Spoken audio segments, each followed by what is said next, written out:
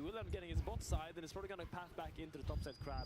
Actually, probably can't make it there, but I mean, he's still happy. The great thing for Vitality is, yes, Humanoid burnt his flash, but Caps used his, and that just means you have equalized flashes in the mid lane, right? Humanoid always has that glacial path to try and get out. Caps will have the Spirit Rush, but at that point you have the Frozen Tomb for Humanoid as well.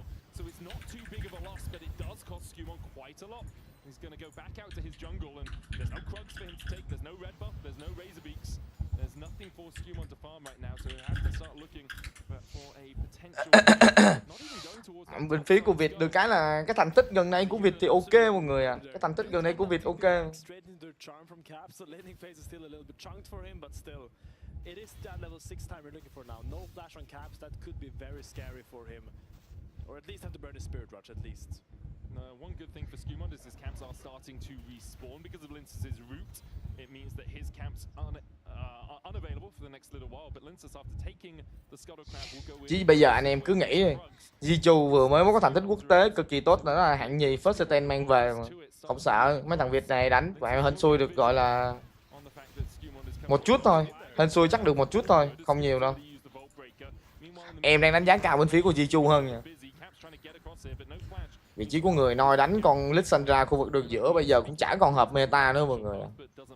Này, con Vi tầm này nó đấm vào thiếu ulti thôi. Nói chung là con Lissandra hình như là đánh thì đánh được, mà đánh với con Ari thì cũng hơi phèn. Liên cách tóc biến theo nè. Chả để làm gì cả mọi người. Chả để làm gì cả. Đáng lẽ là lấy cái flash của con Vi là được. Ở đây thì ôi giời ơi, Liên cách đấm và có cho mình đó là cái mạng gỡ thôi. Naco vẫn còn ulti nha. Naco vẫn còn ulti nha.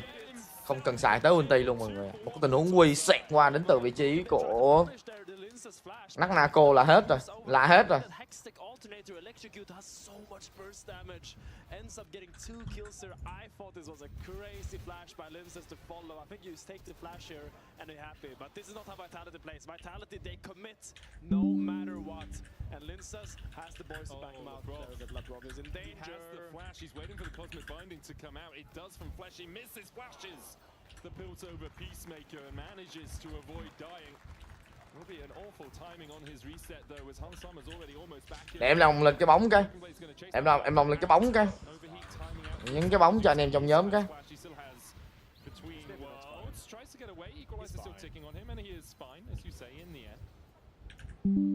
Will be the between worlds. He doesn't have TP though, because he TP'd back before. So now BB getting this chunk, and now we'll try to block this little health plant as well to not allow Max to get it. He's trying to loop around here.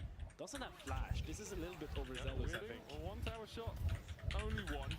As down he goes for the flame spitter. And now Nako realizing he does still have the flash and holding on to it. He's had such a good start to the split though. Lên cái bóng cho anh em trong nhóm cái. Tại vì là dạo này thậu hơi nhiều cái.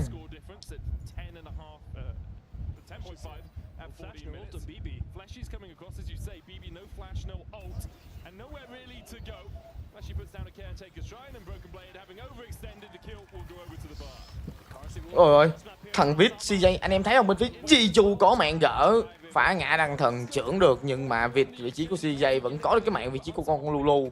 Thôi tính ra thì cũng chả lỗ bao nhiêu, ít ra còn có mạng gỡ mọi người à. Nhưng mà vị trí của hắn Sâm bây giờ là farm hơn nhiều nha. Flashy muốn tiến vào rừng của vị trí của Skill Moon nè. Bây giờ vị trí mà em nói em Long thích nhất là vị trí của thằng BB, đánh khá là đột biến. Lâu lâu có những cái tình huống mà nhìn đần đần thôi nhưng mà nó vẫn ok mọi người. Proximity out of any support in the league right now, so really nice to see that he is actually using all of his options here. Nako already having the Proto Belt now will make this laning phase really tough for Broken Blade. Look, he has 2 amp tomes versus a full item. This is going to be super difficult to lane against. That extra distance you get from the Proto Belt and also the damage just adds up over the time because you get so many use of it. It's like a 40 seconds cooldown. Yeah, Nako 1,000 gold ahead because of that 2-for-1 exchange in the Tribush on this top side. Broken Blade still no flash, does have the equalizer up in 4 seconds time, so if he is ever in real danger he can just equalize the wave and walk away, but that means the equalizer then isn't available for a dragon fight if one does begin. G2 are setting up around that bottom side right now. Above just clearing out vision, Skewmon seeing if he can find a way towards Humanoid. That's what you need to do, dodge around that bush. Be here out of vision, steal away the Razor Beaks, because some of your camps were stolen too. Humanoid has the Frozen Tomb and the flash, goes in with the Glacial Path, is charmed up. Put the damage into Caps with an Ice Shard, but the flank still exists Chứ here. bây giờ gọi là Coming across as well. đang trong tình trạng He decides discretion is the better đang trong tình trạng gọi là thiếu thốn nhân lực. Em đồng lên nhiều cái luôn. Trận này đang hy vọng một cái chiến thắng 2-0 cho bên phía của Jiu mọi người ạ. Game is a little bit difficult to play right now for Carsi. Look at the XP difference. He's almost a half a level down now. 500 gold down, and Isunara is scaling like crazy. When you fall behind as Caitlyn, it becomes really difficult to come back because suddenly your game plan of pushing does not work anymore. So what I think Vitality will do is pivot. Leave Carsi alone, and Fleshy and Linsas is going to try to roam around and create fights. 4-2, 1k3 tiền dẫn trước cho bên phía của VIT nha. VIT đánh thế này ok chứ. Some Merc treads already on their way. Caps already has the no magic mantle and those boots. Wouldn't be surprised if we see a couple of those overall, just to avoid the CC and the magic damage coming out from Vitality. Kazi often on this Caitlyn does get ahead, but hasn't been able to in this lane, as you say. About 3 waves behind in totality over Hans Summer. It's nothing awful. He can still play the game so far, but they have shifted the game plan. You see Linus is going for these Raptor mates permanently, trying to keep the pressure points in the top side jungle because he knows he has the Dishonor that will move first, and he has the Aurora that is constantly pushing. So maybe goes for the Krugs here, or we'll just maybe go for the Grubs. Actually, he wants to path back down bot because he expects a dive from G2 onto his bot lane. Yeah, a dive definitely could happen. Now you've got Tempered Fate for Fleshy, and all summoners up for the Vitality bot lane. Could also just be a Dragon. Linsus slowly working his way down here. Was in two minds about it for a second. And yeah, he's actually just going to go back up towards the Scuttle Crab and towards the Grubs instead, giving up the ghost of this Dragon to G2. I'm a little bit surprised he doesn't want to contest, because look at the item difference in the jungle. This is usually a time where junglers always tell me you need to force fights. If you have Sunder Sky Spike and the other guy sitting on components, you want to match him no matter where he goes. Agreed. So we'll just end up doing the trade here, the classic trade, the Grubs for mountain. Không sao cả mọi người ạ. Vẫn là con đồng đầu cho bên phía của Jiu. Mọi thứ vẫn đang ổn nha. Mọi thứ vẫn đang ổn nha. Maybe it was a missed opportunity, who knows? It's an interesting decision, right? Because Hans Summer also hadn't finished the Kraken Slayer, so even though the AD carries were slightly item mismatched, it wasn't a full item to components, it was better components to other components, right? So they decide against taking the fight, maybe thinking Humanoid wasn't strong enough, or just deciding overall our strength currently sits in Knuckle in this top lane at 1.2k ahead. 4-2. VIT cũng đang có cho mình cái cơ hội chiến thắng trước Jiu ở trong game 1 nữa. Tại vì anh em nhìn cái lượng tiền thì bên phía của VIT vẫn đang hơn tiền nè. Nhưng mà em có cảm giác là bên phía của Jiu nó vẫn hơn cái gì đó ở cái khu vực mid và khu vực đường dưới nha. Hasama làm tốt nè. Vừa mới nói thì vị trí của CJ nằm xuống tiếp. Và đó là vị trí của Larop là người ăn mạng, mất khủng lồ hóa, và cùng người đó là cái tạ xung hữu đột, nhưng mà không sao anh em ơi. So much deeper into this hole. I mean, that's the result of what actions that just happened. Carsi just cannot play the game right now. The moment he has a little bit of breathing time, he wants to go put the ward to make himself even safer, and he just face checks a buy. As McNuckle goes for something and Broken flashes it, but Linsas is here. Equalizer down to try and clear out the wave. Linsas, flag and drag, or just a straight cataclysm. They burn BB as they flash away from Linsas, gets him out of tower range, and Vitality get another on the top side. Important cross map there. I think a little bit sloppy by BB. If he just knew that they made a play bot and insta equalizes that top lane wave, there's no cross map. But BB goes for the trade a little bit. Naknako gets a really good chunk and allows them to actually finish that dive, despite the fact that Skimmer was opening up there so rapidly. But that bot lane tower is looking very squishy by the minute. It'll probably end up falling right here. Yeah, if you're Kazi as well, you come back to lane. Humanoid đánh, không biết được đâu mọi người ạ.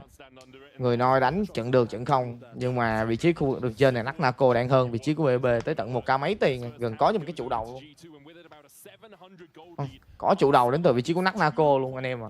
Bên phía của Việt thì được cái là có công trình và cũng như là có lượng farm khu vực đường trên nhiều nha.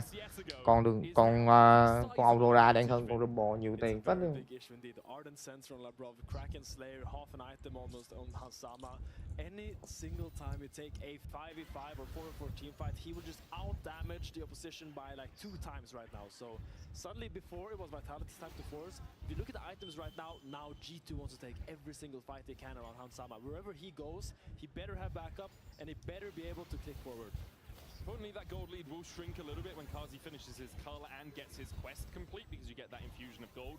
But we're still looking at like 1.5k or thereabouts as Humanoid goes in onto Caps. Frozen Tomb coming out as well. Tempered Fate to stop the Spirit Rush. Cosmic Binding needs to be perfect. It wasn't quite, but they still get the knock up as Caps is able to Spirit Rush out. There's the charm onto Linces.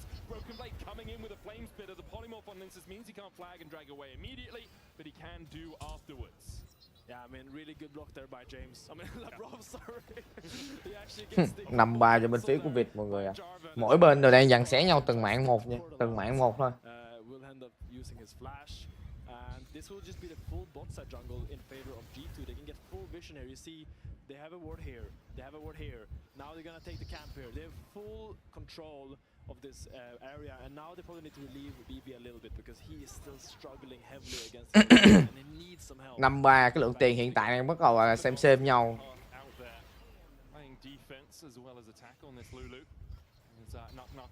It's just in such a strong position. The thing for Vitality now is you have to translate this into kills on Yunara. Like, you have to find a way to take this 2.2k lead in topside and say, okay, kill Han Sama on repeat, because that is exactly the way you get into this game and the way you get Kazi back in a position that he's actually doing damage, because at the moment he is really struggling to have any impact. Basically a full item behind Han Sama now. I mean, I'm gonna be honest, I think Kazi is gonna get doved by Caps every single team fight and just die. Yeah. But the important factor is, can Aurora, Lissandra, Jarvan do the same thing to Han Sama? Because they are really accelerated, they are really strong. Like, Nako almost has taken this full tier 2 top lane tower by himself. 2 levels up as well, man. He is 2.3k gold up onto BB's Rumble. He will do a lot of damage. And if he can find these angles where he stealths in from the side and lands a QEQ electrocute combo on the Hansama, then that suddenly can shift the entire fight. Really can. Hansama's Yunara 7-2 so far this year. See Humanoids looking for plays as well on this. Lissandra hasn't played it in a while. Temper Fate. 5-3 mọi người ơi. Cái thế trận hiện tại vẫn đang là 50-50, vẫn đang giằng co nha. Bên phía của Việt không ngờ là mùa này Việt lại đánh hay được như vậy nha. That ult trade for the Yunara ult, because suddenly what we said that Yunara wants to force fights, she's a little bit weaker at that. Yunara without the ult loses a little bit of damage and chase potential, so it's a good choice by Lefleshy and really good fundamental gameplay. Yeah, there is a dragon up as well for Vitality if they want to play around it. Would only be their first of the game. Nako's already here. BB pushing in the top side. Nako has the teleport, so play for Vitality as well. We'll just take the Drake, make sure our strongest members here as we begin it, and then we can always TP back up to that top side with Nako. Caps looking to see if anyone paths greedily down towards the bottom side, but no one does. Looks like Nako isn't even going to invest the teleport. Broken Blade having to step away without vision of who's running up the river. Needs to play very safely right now on that Rumble. I mean, it's a really good rotation by Nako. You see, he barely loses anything. He's still in time to catch almost his full wave. He lost the cannon though, dude. It's massive. He got the XP though. He did get the XP. He got the XP, but he still used like his entire timer to rotate down, get the dragon for his team, and barely lost anything on the top side. So great use of his timer there, making sure that he's not just sitting alone in a side lane, he's growing bigger, actually impacting the map with that. 5-3 cho bên phía của Việt. Việt đang gọi là muốn thắng thực sự là bên phía của G2 sao? Anh em cứ nghĩ đi, Việt mẹ toàn là hàng thải của mấy đội kia nó quăng qua, xong rồi bố này cứ nhận như thằng CJ hay là Humanoid đều. No hop thực sự mọi người à. Nhưng mà qua đây bắt đầu lại là một cái tập thể đánh cái châu ly anh em ơi, cái trận lực đâu này nọ, hoặc là những cái gọi là 3 trận thắng gần đây làm được thì em Long cũng đánh giá là hay ho, không phải là nhà quê đâu.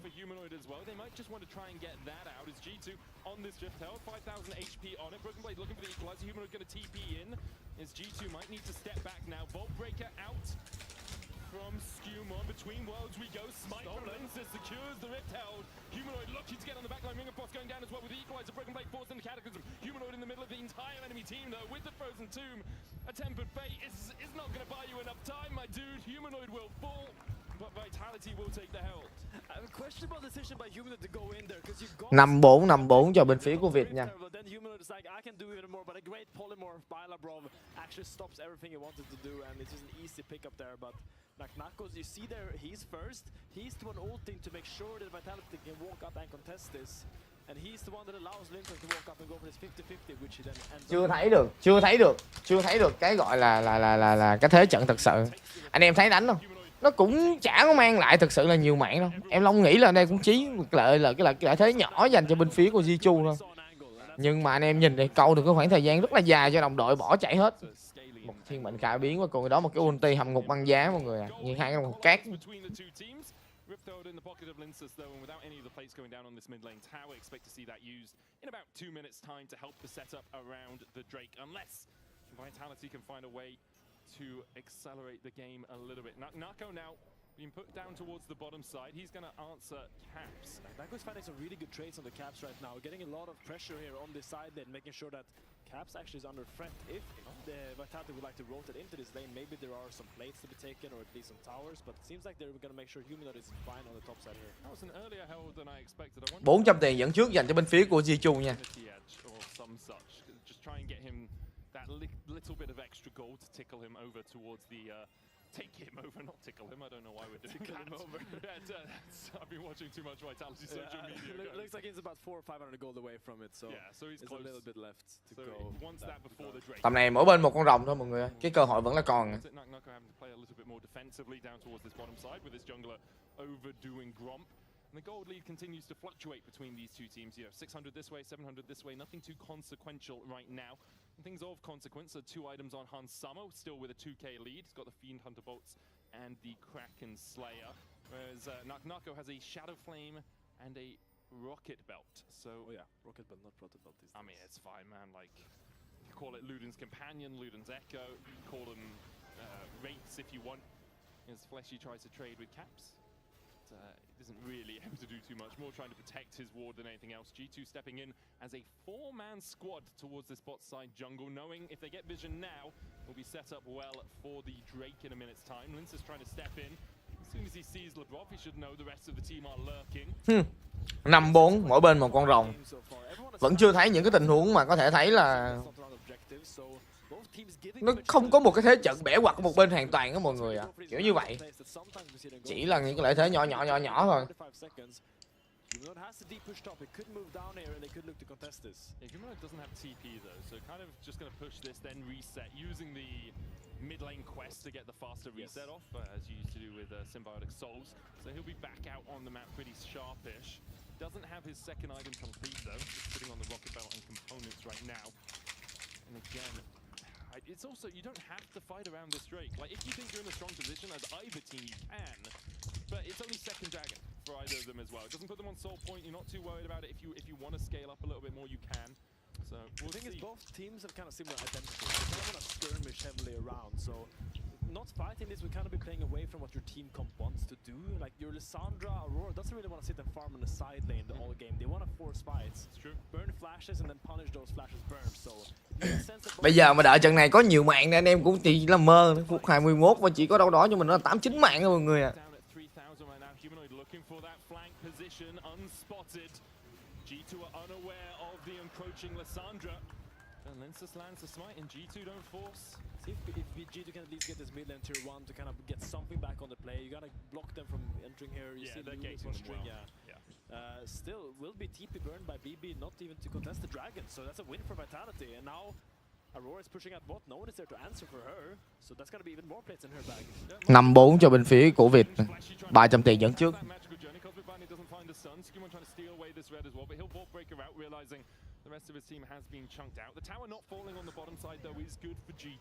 Thì bây giờ anh em cứ nghĩ thì bên phía của Jichu nó đánh với con Rumble thua tiền nhiều như vậy nó mới thua thôi. Còn mà con Rumble này bây giờ mà chỉ cần bằng tiền thôi, anh em nhìn cái lượng tiền được cân bằng ngay lập tức.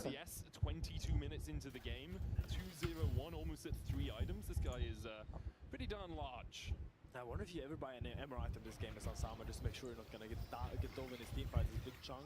No, not Big Chung. He missed the Q.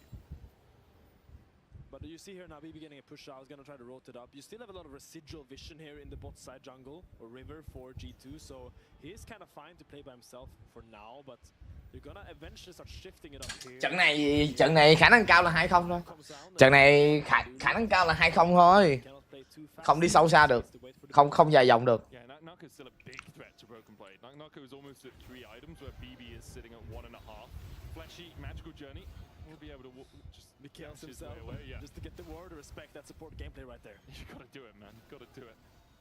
Who else is going to need him MKOs in the next 90 seconds? I think no one. Humanoid still looking towards Caps, and this is a matchup we've seen so many times across the year. It's Humanoid and Caps, you know.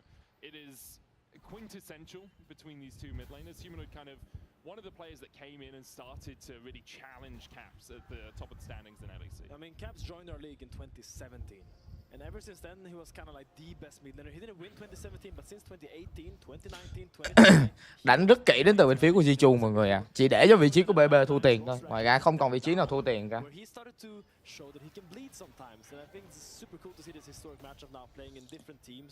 Hiện tại cái lượng rồng chia ra một bên một rồng, một bên hai rồng thôi.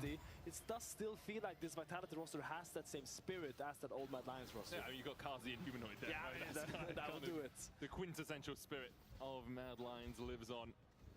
And, not as much Gnar Wukong though in the top side. No, man. Bring back Armut. That's what I'm saying. He's got so many champions, mate. Late Gentleman Gnar. Dino Gnar. Yeah. Astronaut Gnar. Astronaut. That's a meme that might actually be aged out by a lot of our viewers these days. It's not. It doesn't feel that long ago, but it's actually like 4 years old. As Fleshy looks to chip away at Caps, but Caps is able to take the tower once again. Vitality just poking and prodding towards the G2 mid laner, but can't really find a way to fight him. And Caps has built up a small lead for himself. 600 gold in that mid lane as the fight for Vitality again pushed back a little bit. Skewmon caught out. Gonna put a snapshot underneath him as well. Nako has a great flank looking for Hansama, and Broken Blade dives in. Skewmon already down. Humanoid flashing forward as well as they look for Hansama, who flashes out himself. Flag and Drag still finds the mark. Magical Journey in from Fleshy, has to flash away himself. Hansama begins to turn. Lát nữa hả? Lát nữa hả mọi người? Anh em thấy lát không? Anh Long coi bình thường mà. Một cái Wara kill có cho vị trí của thằng gì luôn rồi nè.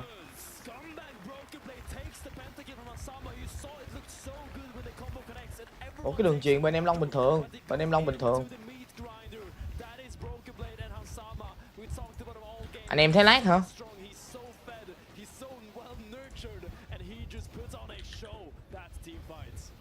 Just incredible stuff. There was so much weight on him, so many players trying to get on him, but incredible stuff by G2 to get him out. Hết game để em test thử.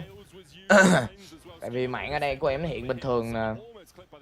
The angle is so good from Nako. It looks like he's gonna land a mega ult here and completely split the fight. But he actually doesn't land the damage. He doesn't do the QE onto anyone there. So it ends up being Hansama being able to flash away.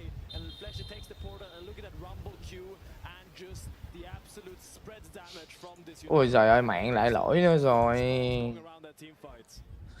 Bên phía bên đây mày BB nó đánh con Rumble, nó gỡ lại hết cho team. Một cái 10 tên lửa Wara kill dành cho vị trí của Hansama. Có được hết tất cả những gì mình mong muốn. Và bây giờ là một cái thế Baron đẩy rồi. Bây giờ là một cái thế Baron đẩy ở trên phía của Jichu. 2-0 mọi người, cặp này 2-0.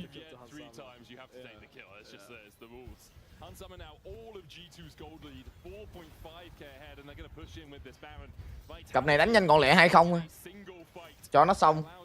Ngày mai là EC hình như là đánh muộn hơn hôm nay. Hôm nay là EC đánh sớm, 7 giờ nó đánh.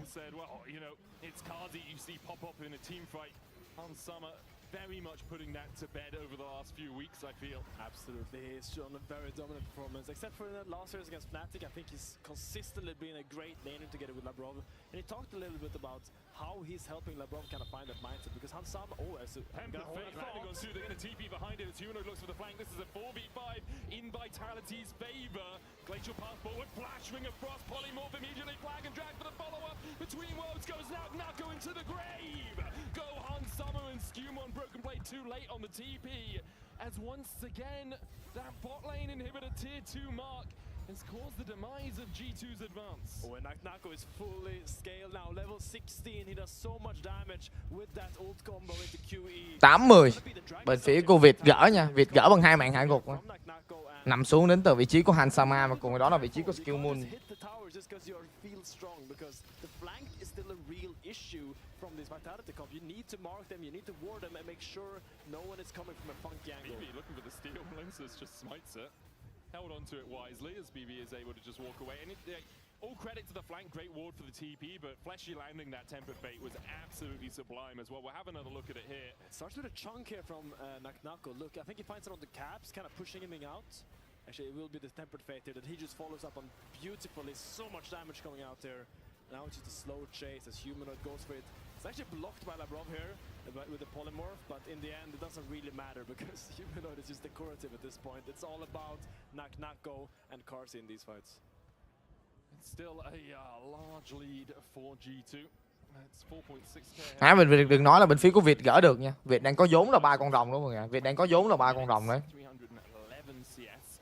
For Nako though he's at 3 himself. Rabadon's now complete. He'll burst anyone right where they stand. G2 have to be a little bit more cautious with how they play. Cap is at 2 items. Hansama is soon at his 5th. Yeah. That's the wealth gap we're talking about. What is happening in the AD mid department here? ADs are the 1%. That's what we worked out.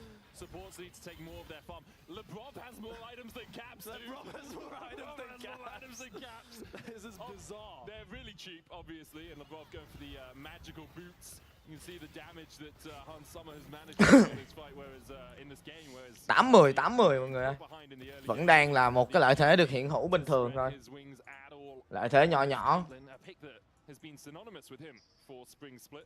I'd love to, if we could bring it up production, I'd love to see the total golds, because obviously Caps is going to be ahead of Labrov, but Labrov is at 3 items, and that is just not something we too commonly see in terms of support, so I'd like to see where he ranks in terms of total gold on the map.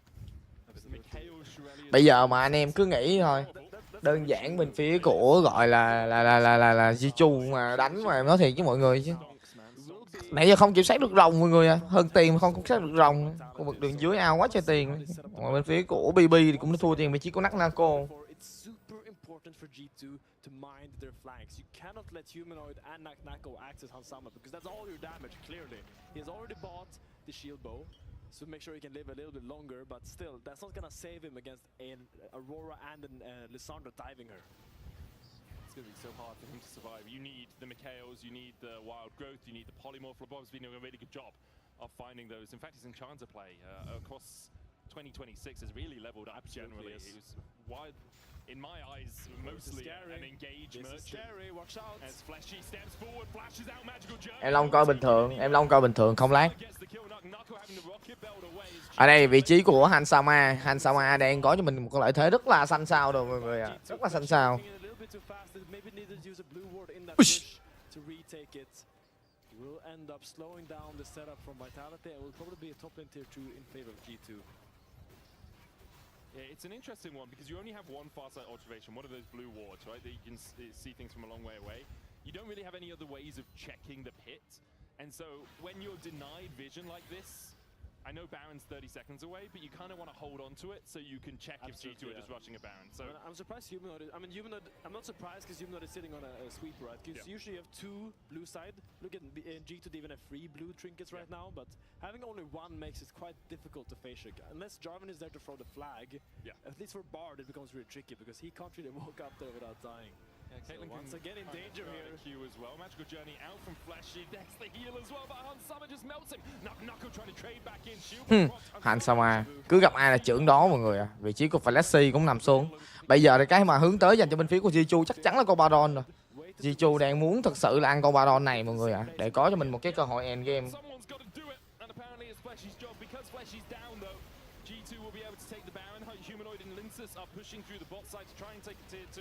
To get some gold back, but now G2, I mean, they're really using the fact Hansama is so far ahead very effectively.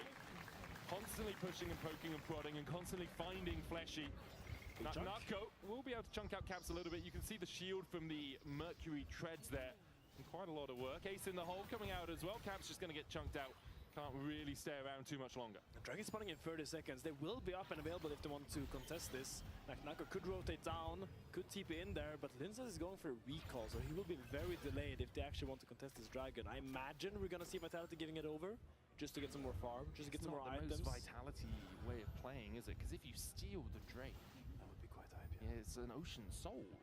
Very exciting, but look, Lindsay is open again in the top side here. He's gonna sit behind Nako. I don't think they expect to contest this Dragon after everything that happened the last 2 minutes. So we'll just take the safe play. There will be another fight. 8-12. There will, and you can see where Hans and Labrov are positioning as well. It's like, hey, come check the Drake. Come, I don't mind if you just want to walk in here. We have a Hansama who is a couple of components away from being true full build. Looking for the GA right now, I think, in case he gets dove. and ends up dying, he will get back up alive. So I think that's a great call by him. But now game will slow down just a little bit again. Still have 1.5 minutes of Baron buff on G2, so we'll see if they can repent for the last mistakes of sieging the bot lane inhibitor and see if they can actually get it this time. They can ward out their flanks, be a little bit more careful of it. Yeah, the tower is quite low, so if they can get a couple of shots on it, that will work. They're a relatively low range team though, which is always a bit of a struggle. You can probably use the equalizer and just walk up in it in the worst case if you're standing there. Let's see if that's what they decide to do. They have a huge wave here. Triple cannons coming in. Guards gonna try and Vịt 3 mạng, Vịt 3 con rồng. Bên phía của Jiu thì 2 rồng, nhưng mà Jiu có Baron. Khả năng cao là quả này là end game.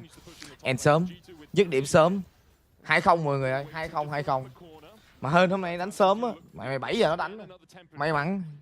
Could start the play for Vitality. Apart from that, you're looking at Humanoid jumping in, Linces jumping in. Linces does now have a GA, so a little bit more safety if he goes for it. Caps, not the target yet for Naka with G2 then. Just allow Vitality to walk away and say, okay, we'll take the inhib. That's fine by us. And I like how G2's playing.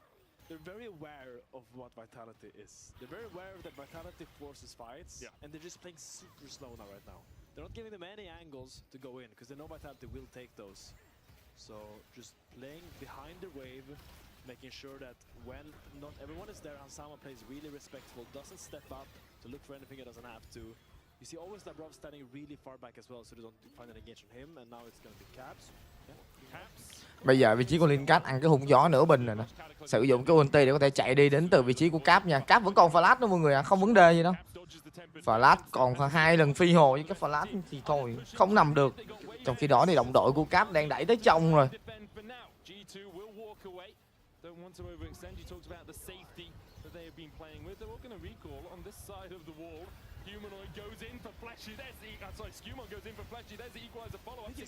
Nhưng mà vị trí của Skill Moon vẫn có cho mình cái ulti khủng lộ hóa, nhưng mà vẫn nằm mọi người. Cái lượng sát thương của bên phía của Việt là vẫn là nhiều nha.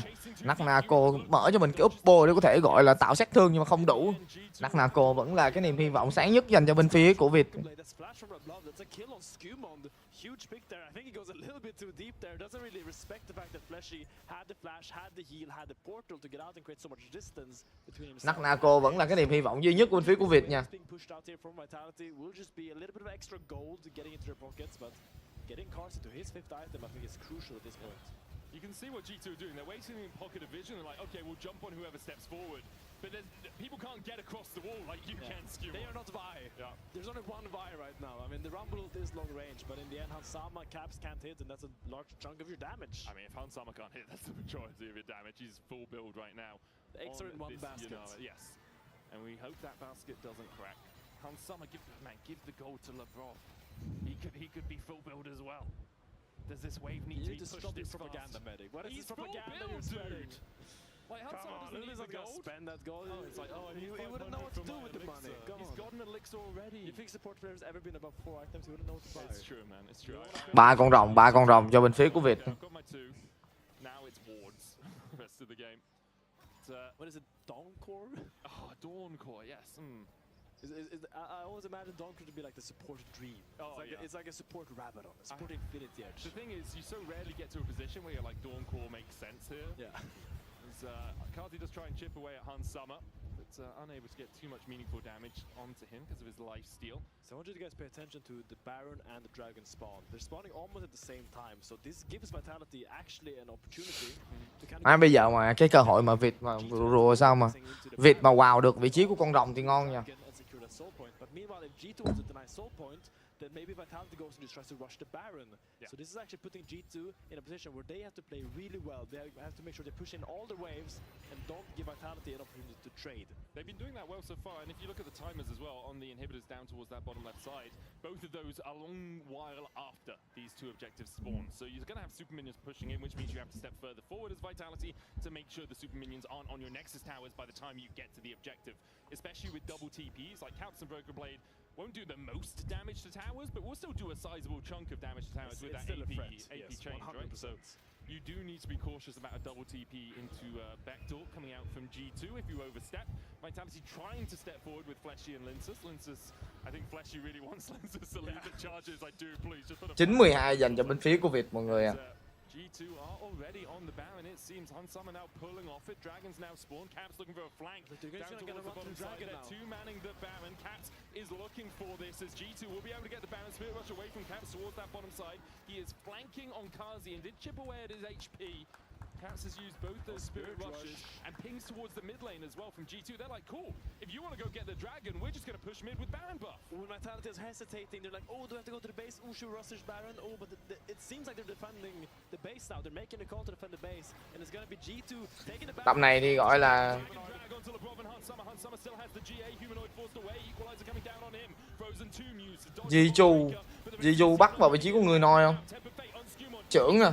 Ui, mẹ mày bỏ mẹ, anh em ơi, skill moon bị bắt rồi. Khả năng cao là việc chiến thắng ở game 1 này nha. Will retreat with four still alive. Caps could look for a charm across the wall here. It will be Ocean Soul for Vitality if they can get it, and there's still 45 seconds on Skewmont. But G2 went too fast. They dug too deep, too greedily. They didn't even take the Dragon, and they're going for a play like that. Skewmont ends up dying here, but BB Chip is back, tries to hold this, but now it's a 5v4 in the favor of Vitality. TP in from Humanoid. Broken Blade forced away. No Equalizer on him. No Transcendence as well on Hansama. Does have that GA. Drake down to 6,000. Broken Blade trying to step forward. Now overheats. Humanoid going in with the rocket grab. Rocket belt as well. Hansama stepping forward. Huge shield on him. Drake secured. Ocean Soul. Nako going in. Cataclysm on the Broken Blade. Flag and drag. Knocks up all four. Hansama flashes away and dashes away and somehow survives. Broken Blade taken low. Will be taken out. The ace in the hole blocked by Caps. Vitality find a couple more. But Hansama, Caps, and Skewmont are now still standing. And this is what we love to watch Vitality. They always find these crucial angles. It's Skewmont going a little bit too deep, and Vitality's team fighting is just too clutch, too pristine, and they actually managed to weave around the G2 team fighting and actually find so many crucial angles. And now it's actually G2 at the back foot of this game. That's a soul for Vitality. That's lanes being pushed. The inhibs are respawning as we rewatch this fight. À, bên phía của Việt đánh, bên phía của G2 đánh có Baron một tàn cút thôi, có Baron một tàn cút thôi.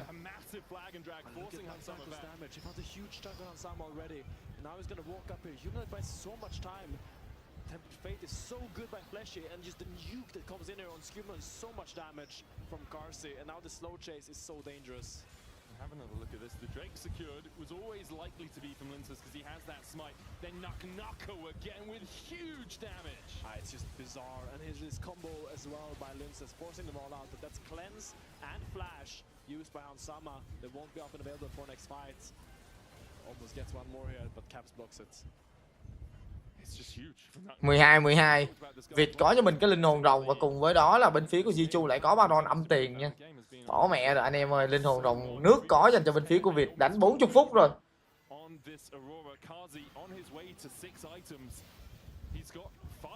Which I didn't think we were ever going to reach the state of the game with how far Hansama's ahead, but the goal now between them, it's equalizing. It's basically 2K, right? It's whatever it takes Kazi to complete this item is that goal difference. Now that 5.6 is a false flag, it's a fake number. And either way, his out attacks does hurt. Yeah. That's all that matters right now. This Vitality, even if you don't dive him, he will do a lot of damage. So he's also now a threat. And it's all about, it does seem like Vitality struggled to find a footing on the map though. Yeah. G2's doing a really good job holding these jungle entrances, not allowing Vitality to get some vision. Because now the Baron is spawning in 2 minutes, and it's gonna be a slow burner. It's gonna be a slow game here from G2, and they want to get this Baron and then get this game as soon as possible before Carsey gets his last item. Ác liệt mọi người à, ác liệt. Một bên phía của Việt có cho mình cái linh hồn rồng nước nè. Bây giờ là gọi là 4 con rồng nè. Khó nha. Flashy magical journey, he gets through it just in time. Polymorph a fraction late as Flashy survives the Ocean Soul, healing him up just a tad there as well. Skewmont queued onto a trap, so he couldn't actually follow up with the cease and desist, or Flashy would go down there, so really clutch by Carsey, I guess, putting down that trap. It was protecting his support who has had a rough time stepping into that blue In side that jungle. particular area, he's had a tough time, yeah, for sure. Skewmon also going for the Abyssal Mask here to try and get more damage for Broken Blade and Caps on that back line. It's really clever, actually. Making sure that whenever he's diving, they are marked with that negative MR aura. So the Rumble ult and the Caps follow-up will do so much more damage. I think that's super clever itemization by him, because he still wants MR.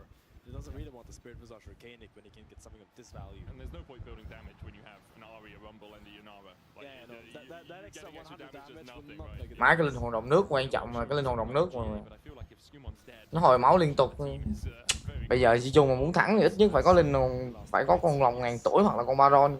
Đánh 42 50 phút rồi. mid lane, able to force Vitality onto the back foot. 43 minutes into this game, still on a knife edge. Baron up in 40 seconds. Elder Drake in 2 minutes. A Karch is while away bot on lane that. still. It's going to be super hard for Vitality to contest this Baron if Karch is not here with the team now. Because they can't really get any vision. You see, like, you need to push in this wave and then enter through the river. That's the safest way to enter to the Baron area. But without your Caitlyn, you're going to have to run in really late. And that just means Caps is going to be on the flank. Skewmon is going to be on the flank. The BB ult is going to go really, really hard. So I think this just might be a Baron start from G2 on spawn. TP to the mid wave for the health shield here from Nucko.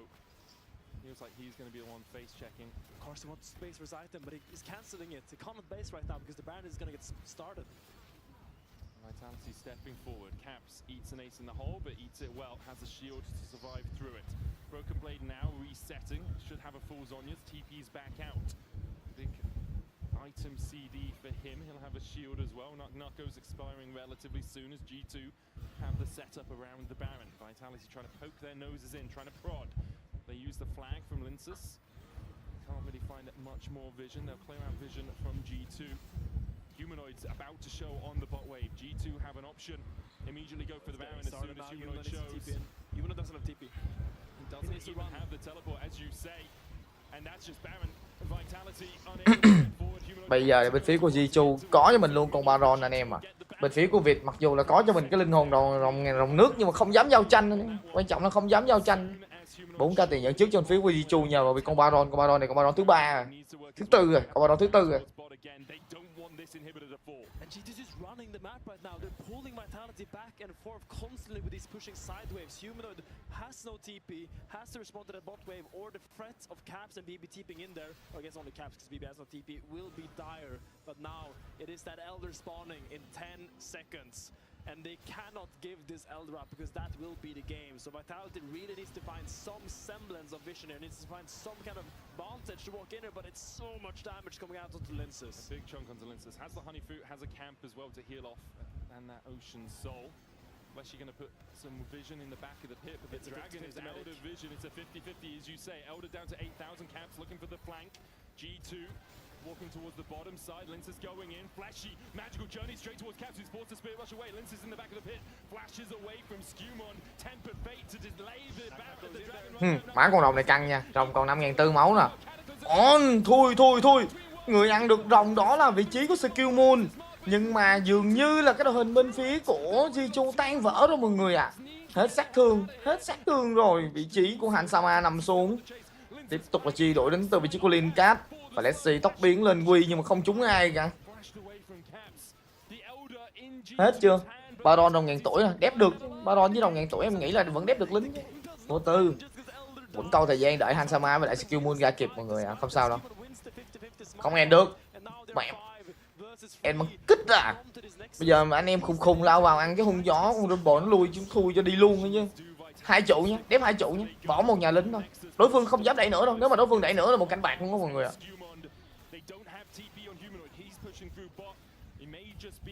Some pressure in mid and then look towards the bot in him instead. Linsus flags and drags out.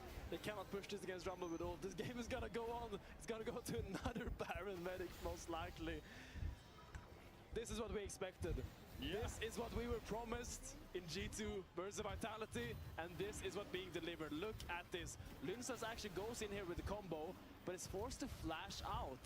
But then he ends up going back in with the combo, and it's Nucko taking so much space here together with Linsus, jumping in, daring them to go on him, and Sonya's the VIT there, and Hansama steps a little bit too far forward there. The GA will not save you if you just get one shot. Doesn't matter how many GA passives you have if you just die to one ability. Vitality have something in the water that they drink in their gaming house or whatever. So far they've had, this would be their third over 50-minute game of spring. 14-12 dành cho bên phía của Jichu. They had a 50-minute against Na'Vi, and now if they can live for 2.5 more minutes, or if they can fight back for 2.5 more minutes, we'll have another over 50-minute game involving Vitality. There's something about this team. They have resilience, they have stickiness, as we like to say. Elder expiring in 22 seconds. Vitality wisely giving up the double inhibs once again. But Baron's 2.5 minutes away. Those inhibs will spawn in 5.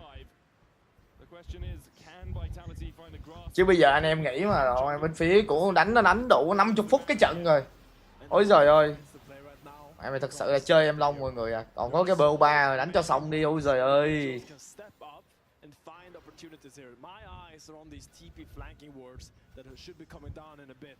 Because I think if Humanoid finds a TP, Naknako finds a TP, suddenly G2 is in a dire situation. You really need to play well because Hansama, you have no GA right now. He sold it for some funky item. I don't know. Not first, probably, yeah.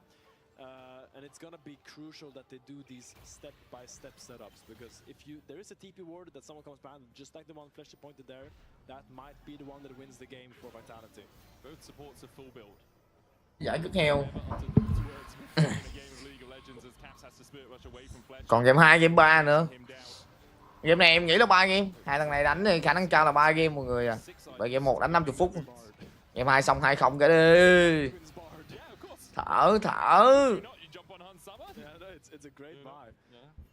Vị trí của Fleshy chưa thấy một con đường nào có thể end được ở trong game này cả mọi người à. Hai bên giằng co. Cái lên full ball, hầu như là full đồ bán giày à. Full đồ à.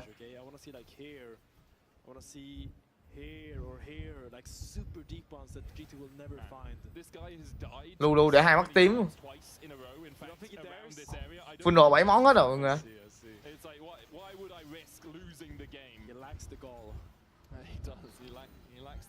Rồng Diamond chưa end được. If you ever notice a weird word in the Finn cast, by the way, he's learning cool English words day to day, which is a very cool thing to do. And temerity was today's, right? Temerity was today's. And we talked about gall as well. Audacity, I like audacity. So maybe I should start learning some Scandinavian words day to day. They are very useless. I wouldn't worry about. They don't have a lot of productive use, the Scandinavian words, funny as they are.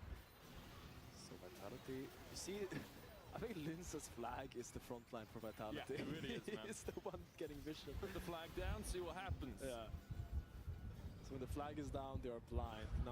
The river is dark and full of terrors, and that terror is Hansama with 6 items right now. G2 pinging the next bot wave of Vitalities because they have double super minions and they know someone has to go and answer that. It's Humanoid who's being sent down there. He has TP this time though, that he I does. will say, so he can make his way up here in case he needs to. Skimon spotted. Going for a Sven flank here, potentially. Fleshy dodging away. Hello. Charm, they spot Skewmon, he tries to dash away. Will Vitality go further? Sees the assist immediately onto Naknako. Temper Fate to try and stop him. TP coming in from Broken Blade as well. Between worlds goes Naknako. Skewmon's on first. The Ring of Frost from Humanoid! He's out of this world. A double nap for Kazi. Hansama though. Still not touching the back. Kazi trying to step forward. Needs another one. Don't get him. Một cái triple kill thôi. Việt endgame anh em ơi. Việt thắng game 1 mà. Bắn cắp một cái cắp bay chẹt đầu luôn. Việt endgame anh em ơi. Một cái chiến thắng dành cho bên phía của Việt ở ngay game 1. Đánh 50 mấy phút. Việt đánh kiên cường quá nha. Việt quá kiên cường đi. Em nói mà, một cái tập thể tập hợp lại toàn mấy cái thành phần mà em bỏ đi thôi. Nhưng mà lại mang lại cho anh em những cái điều kỳ diệu mọi người.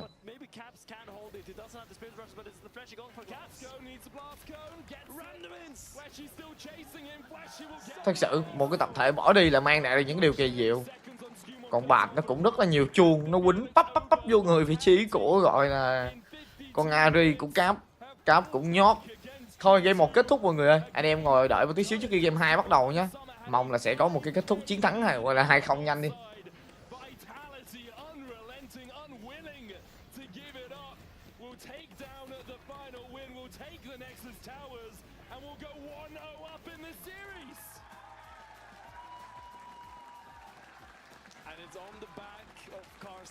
Who was dragged through the dirt in the early game, but now we're gonna send it to Shox, who's standing by with the man himself. Yes, I'm right here with Karzi. I knew you were gonna win the game for Vitality. Tell me about the last fight. The last fight, I mean, there was some combo happening. Like, I wasn't sure if it was winning, but then Bard found a really nice ulti, and then there was like 3-man knockup from Jarvan, so well played to Linsa, so I got carried this game, so I'm really happy. I don't think that's completely true, but there was a Yunara on the other side who the whole game had like 5,000 gold over you. So does it feel just so good that you were able to beat her? I mean, it's just Handsome, I know he's the best AD carry in EU, so. You still beat him though. Okay, we'll see you for the next game. You can go and see your team. And I'm gonna go back to the deaths because we stood on stage and you had to decide between Karzi or Hansama. What did I say?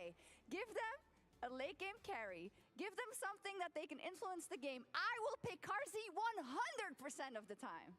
I stood on the wrong side of the stage and Karzi stood on business. All right, I tried, but oh my God, what a banger of a game to start things off. Like, is this not what you wanted, Berlin? This is insane. Yeah, the fact that Vitality they had fans are super so much happy. back and forth. Yeah, and I will say, we'll talk to Karzi. He is right though.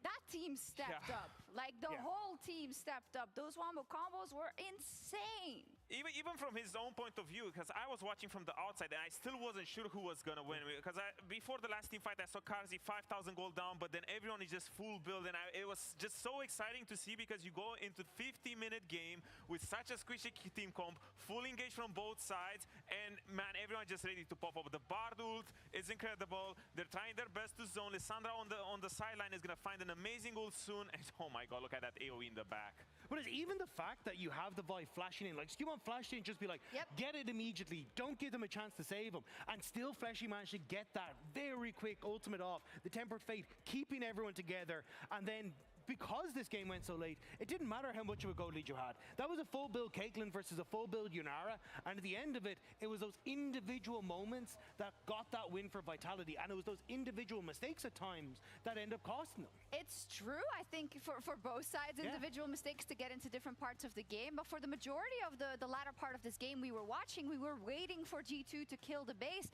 They made a few crucial oversteps where Vitality are able to hold because of their play, and that's actually not something I've seen from G2 that often, right? Usually, when they make a mistake like that and they overpush, they reset and they make sure that that does not happen again, but maybe Vitality was just too strong. What do you make of it? I think it was a bit of column A, a bit of column B, right? I do think there was mistakes that were a little bit more uncharacteristic, right? I think I look back at that Elder Dragon fight where Hansama dove into the backline, was like, I have GA and I have these moments that can try and keep me alive, but not realizing the rest of his team couldn't follow up. Traditionally, when I look at Hansama, he's not one that's going to try and make that play and get caught out. Now, I am happy that he is growing to try and make these plays, but it does mean that he puts himself in a bad position and ends up getting caught out. On the flip side, though, I think that was also because of a ton of pressure from Vitality. Like, look at these fights. Like, it is just go, go, go, go, go, go, go. There is just this engine of running over you between the Lissandra and the Jarvan and all these different things that you have to watch out for. And look at the difference between this fight and the previous fight we just saw. It's just so hard as an ADC right now in this meta where there's just 5 people who can just blast you and blow you up every single fight. Is just so incredibly difficult for both of these sides. Hansama, he has to bob and weave, he has to dodge, he needs to look out at, you need to look out at Bard, you need to look out at Java, you need to look out at Alessandra, and all of a sudden, you don't find times to dish out the damage. And now, the one time where he feels like Javan is in GA, the Bard ulti misses, Elder, we get it, now I can finally step up, he just gets blown up. Boom. And never safe. I like that Hansama is trying to make these plays. I think when you're in a position like this, you have to step up. You have to be able to try and make the plays. But it's just unfortunate that, like, like when I look at Jarvan, I'm like, oh yeah, he can engage from 2 screens away.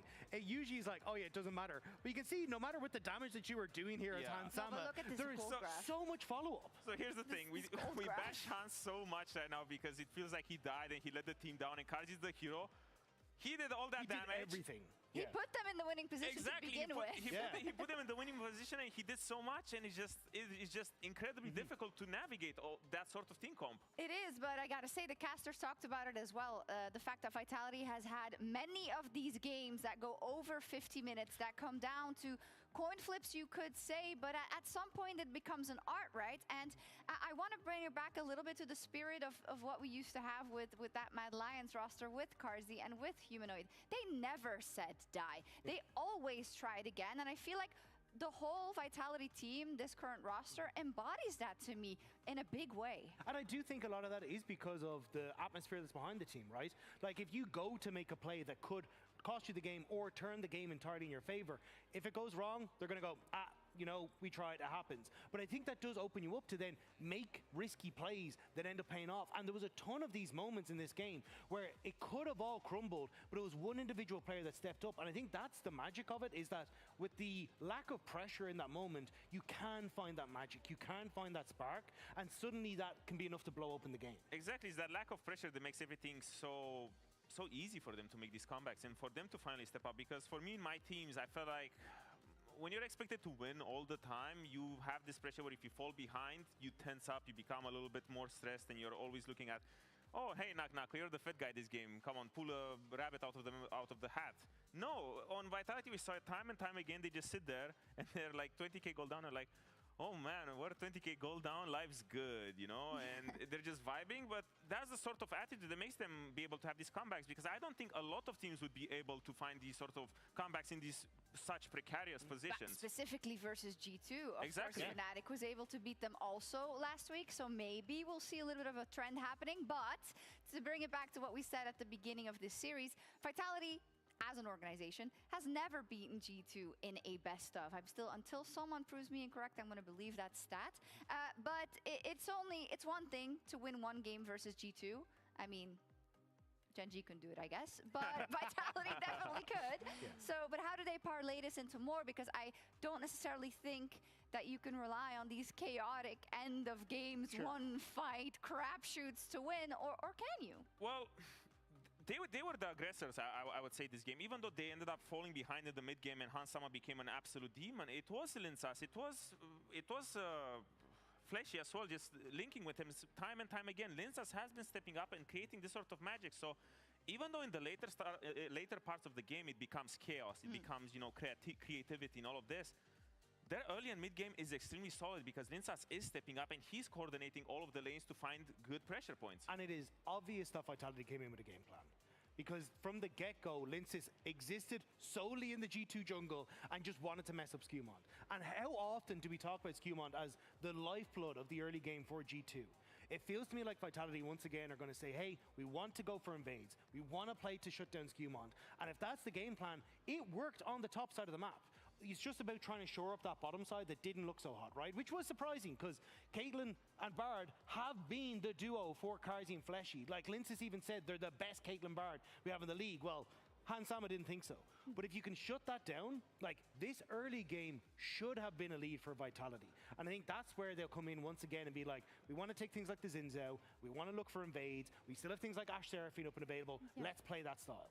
And there'll be no Yunara on the other side because it's fearless. Let's go. What an unbelievable first game. I had an absolute ball, so I only hope that we're going to see 2 more of those games, or maybe Vitality closes the door in this next one and just makes it a clean, crisp 2-0. We'll be right back. Yeah, catch me. I use Mikael. Yeah. We're balanced, bro. Yeah. Oh, sorry, bro. Shit, man. Nice, bro, nice. Yes, Martin, good job. I'm almost dead. No, something. Okay. I think it's... Looks not that bad. Stun. Look, Yunara. Nice, go to it. FJ. Dead. No flash, Yunara. Bumble low flash. I'm dead, okay. Bumble low flash. No flash. Nice. Go mid, try and.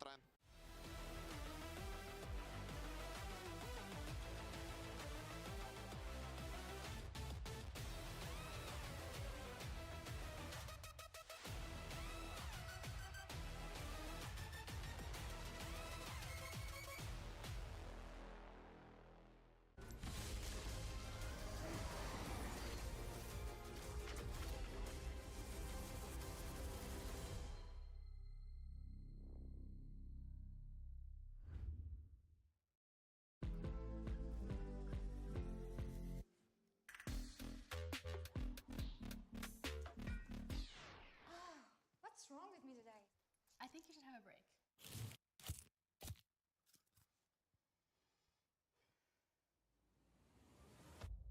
Have a break.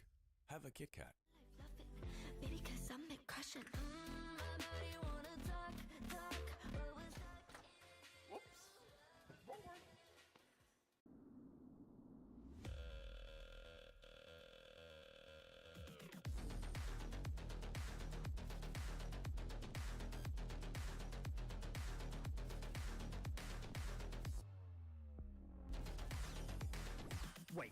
Is he switching lanes?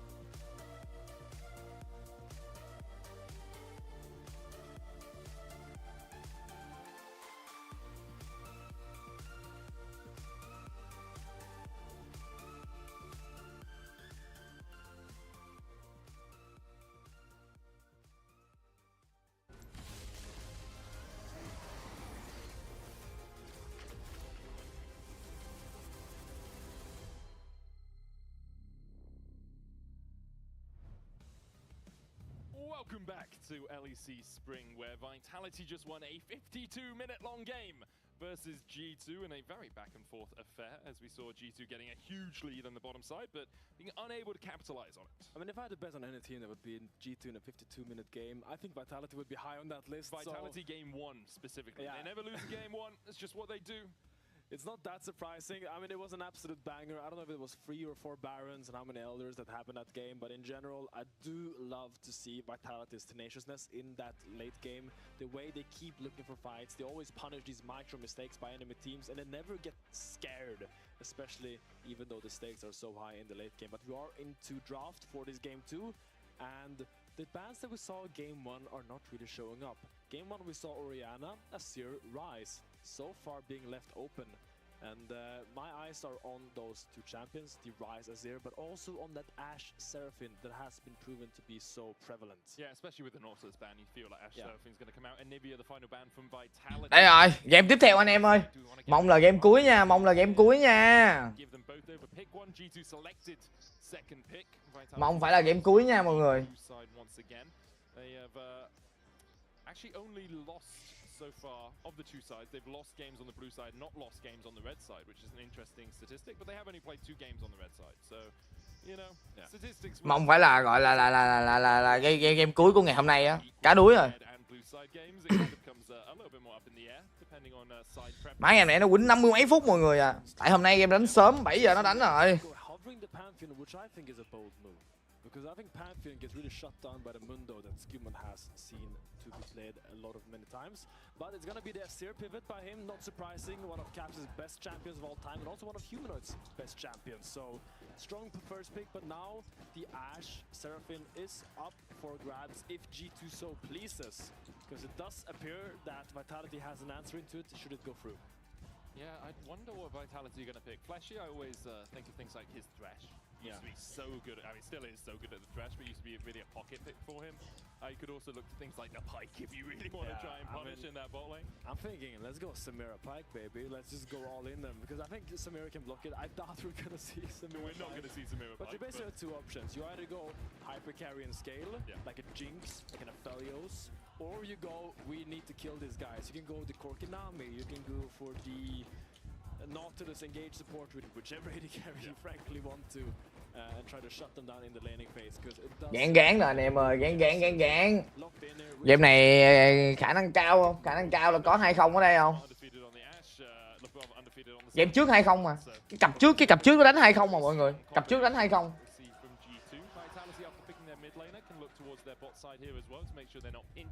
In the second set of bans, but it then does give G2 the option to pick something on 3 and then ban out for favorable matchups for it. So you could pick something for Broken Blade and then say, okay, we'll just ban top laners that are good into that, right? There's a few different options here for G2 with having that last pick. Pantheon is going to get locked. A little bit of Pantheon that I think this is to kind of help the side lanes. Cặp trước 2-0 không biết cặp này sao mọi người à?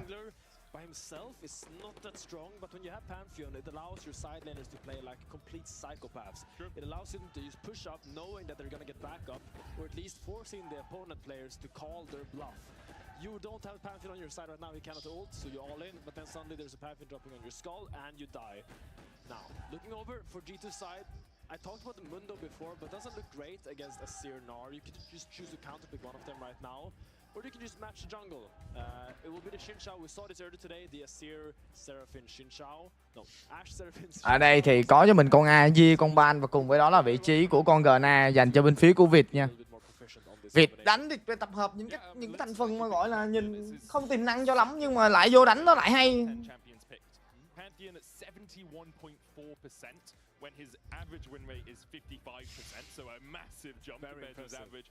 Ivan is the only champion that beats it with 12 games played, 75% win rate on it. So it's definitely something he's very comfortable on, definitely something he's found winning ways on. Xin Zhao picked by G2, Ezreal the ban by G2, knowing that Vitality will look towards something relatively safe into the Ashe and the Seraphine matchup. And I really like how they draft the Pantheon, because context matters.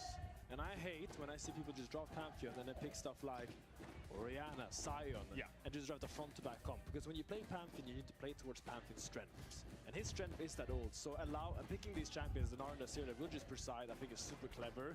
Going into 4-5, we see now G2 targeting the AD carry pool of Vitality. Karsus Ezreal, one of his most comfort champions in his history of playing. I would not be surprised if we see a Corki ban as well, just to kind of target those strong laning AD carries to kind of force the kind of advantageous bot lane state for the G2 bot lane. Yeah, give the Ashe Seraphine something they can actually put damage into. Nami is the second ban. Nami Corki obviously very strong combination, so getting rid of something that can bolster up any number of AD. Seraphine xin chào. Bên đây thì AJ, Ban với lại vị trí của con Gna thì em đánh giá cao cái đội hình bên phía của VIT nha. Khá là ok đấy. Absolutely. Well, I like the Nami ban. It kind of blocks both Lucian and Corki, so it's like a 1-for-2 deal, so it's a clever adaptation. We'll see if they want to pick mid or top here. Ryze is banned. Ryze got banned alongside the Talia, so I'm thinking into Asir. I think Wei is a pretty good champion here if you want to. You can also go for the more kind of skirmish heavy style of like an Annie, Sylas. But yeah, Sylas is there great with a Gnar ult as well. It's a super good pick. Ooh, Yasuo into Gnar. No, it's Broken Blade. Okay. I was thinking into Asir, I'm like, that doesn't make sense. But of course it's into Gnar. It's into Broken Blade into the Gnar. I think Broken Blade wants some redemption from that game one where he got bullied was not good by Nako. I don't think he liked it very much, so now he's picking the winning matchup and wants to put on a show. Yeah, we'll see how well he can do on this. It's something we've seen him, he did against KC in versus playoffs. Ziggy down towards the bottom lane. Okay, the bottom lane. Kazi trying to be a Stardust There's gonna down be there. some roaming supports going on here. What are we looking Maybe at? a Nautilus is banned. Nautilus is banned. Could be a Pike. Pike is the most obvious one in terms of... Đâu rồi? Để coi coi, để coi coi. Game trước G2 giờ mà thua được. Game trước G2 giờ mà thua được. Rakan? No. Trying to You think could of just slam a Leon as well, or like a Rel. Yeah, Rel would be fine. Rel makes a lot of sense. It's just a big suck-in ult. It's really good time. So it's also really hard for Yasuo to play as well because it's just really easy to mark him in team fights. You just lock him down. Yeah, because you all of those can't stuff. get to anything to dash. Yeah, and also nothing gets blocked by the wind wall as well. Like it's not like the Leona E that you can block. It's not like the Pike Q that you can block. It's just really easy targeting actions there. So where is Caps going in the mid lane? We have to assume that the Yasuo is top.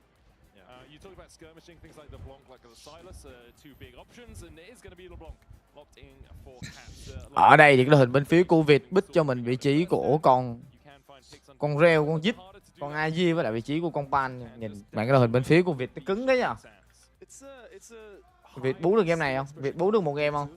But they are the team I trust the most to execute a comp like this because we also almost the exact same comp earlier today by Team Heretics.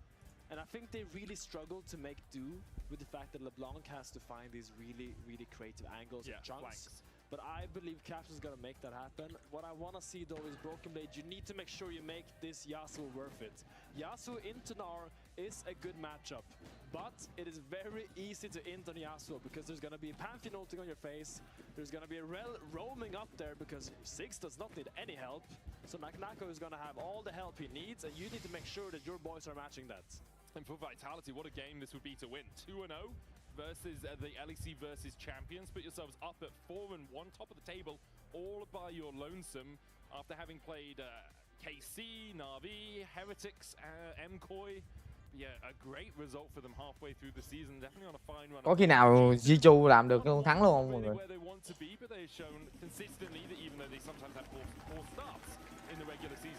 Đang đợi nó mở coi coi sao. Tại vì tầm này bên phía của Việt đang đánh vào tay á. Việt đang đánh vào tay gớm.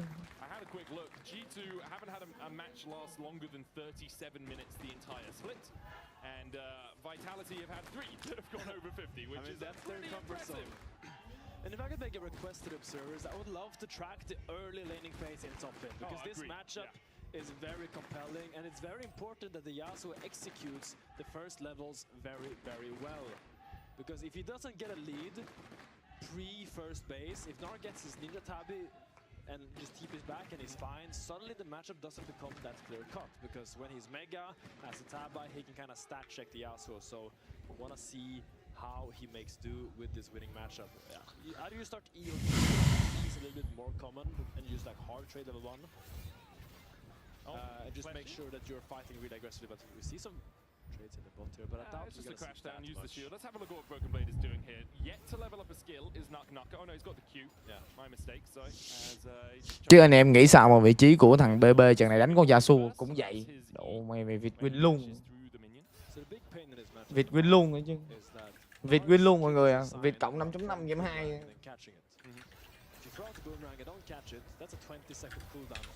Yasuo đi top thì cút.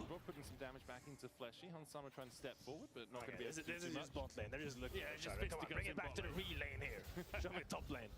But yeah, basically, if you win the ball Gnar's Q, it goes on a 20-second cooldown, and it makes it really hard for Gnar to actually contest any farm. He can't just farm with Boomerang as he can in most melee matchups that are difficult for him, which is why this is one of the prime counters to Gnar. But it looks like BB is just going to go for a classic free wave crash, then might see him try to fight a little bit harder on the bounce. Yeah, Wimwall comes out. Naknako now needs to make sure that he farms up all of these minions underneath this tower. Should be able to do that relatively successfully. BB is going for the reset as Fleshy's going for the engage onto Hans Summer. Has the cleanse, has the flash, but with Lincers here, no way out. The spear lands. LeBron, the new target, tries to flash away and will manage to escape. Thấy rồi, anh em thấy không? 1-0 cho bên phía của Việt. Anh em nhìn khó nhưng mà thực chất là dễ đấy, không đùa đâu. But now Carsey and Fleshy is gonna have so much ages in this lane. I have to re-watch this gank. Yeah, 3 camps into the bottom side. Oh, it was, sorry, too graphic. Too graphic for public consumption, guys. We cannot show this on a broadcast. It's dying to a level 3 gank. Unacceptable. Yeah, we do not condone that. Yeah, there might be children watching. Okay, we can't show that sort of thing. Caps in the mid lane, keeping even with Humanoid for now. But as you say, like huge loss for the G2 bot lane. As soon as Kazi gets towards, if he goes towards the Lost Chapter route, he's gone tier right now. But as soon as he has a little bit of mana and AP, he can just clear the way from a mile away, which unleashes Fleshy to get out. And because Kazi's been accelerated a little bit by getting that assist, he's in a nice position. Now, Hansama not burning the flash or the cleanse, though, is big. Means that he has a little bit more safety in that lane, as Caps is just going to hold mid. Humanoid's going to TP, and Caps on his most played across his career with this LeBlanc. It was something, especially when he joined the league, for like the first 3 or 4 years, we were like, don't give Caps LeBlanc. Just do not do it. Similarly to Faker, just don't give him LeBlanc. They're really 1-0, chưa có gì cả mọi người, chỉ là một cái tình huống mà có thể nói là bên phía của Hansama đánh ẩu rồi, Hansama đánh ẩu rồi. Now he's struggling a little bit right now. The wave seems to be frozen in front of his BB's tower, and Scuman is opening here again to make sure he can keep this freeze. He did just miss a cannon. I think part of it was as Skumon was on the topside scuttle, and so Nako had to respect the fact that his jungler couldn't move first. Skumon able to take that scuttle and then go back to farming his Krugs. He's about a camp ahead of Lintus right now, who's had to make the long drudge all the way back down towards the bottom side as Hansama cleanses. Actually able to get the stun. Good knockback with the satchel. Hansama down to 200 HP. Burn his flash and his cleanse, just oversteps there, not expecting Fleshy to hex flash out of the bush. And his Ash Seraphine is under a lot of pressure right now. This was supposed to be the winning matchup for G2. This was supposed to be the power pick that they picked 1-2, but the answer of the 6 rel is really working out so well right now for Vitality. Mã vị trí của Nako đánh em nói với mọi người chứ. Farm is somewhat even, so I think Nako is doing a good job of weathering this early game storm. And he really wants to find that plate that still kept space. Yeah, really needs those ninja tabis, as we used to call them. A little bit of extra armor would be pretty solid. Nako đánh tốt nha. Mã Nako phải nói là đánh tốt. Thằng này đánh gọi là đi kèo hay ghê. Không đùa. Nó gánh một cái tập thể rệu rãi đi lên.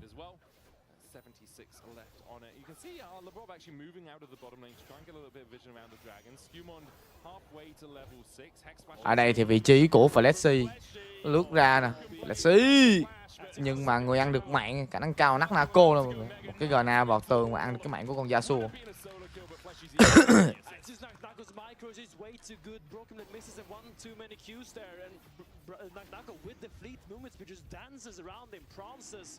Onto another kill, and now it's really tough to see your Yasuo go down early like that. He will now base with, I don't know how much gold he has, but look at this play again. Look at how he's moving around here. Broken thinks he's scared, but knowing that Flesh is coming to save him just allows him to play so aggressive.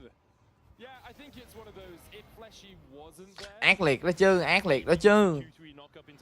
Maybe, right? Maybe it's more even, but Nako definitely seemed to be winning from our viewpoint at the start of that 1v1.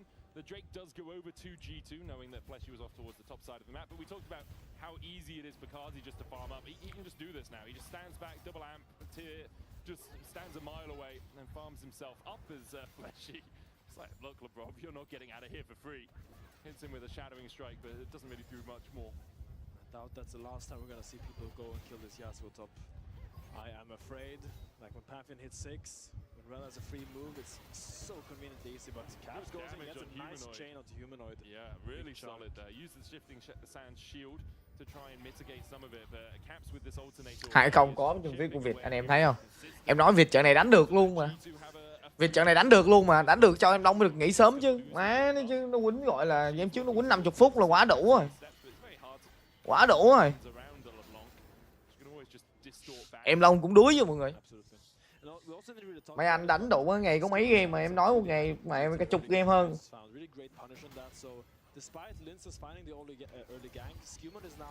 Almost a full level ahead, but here we see Flash defending his Raptors.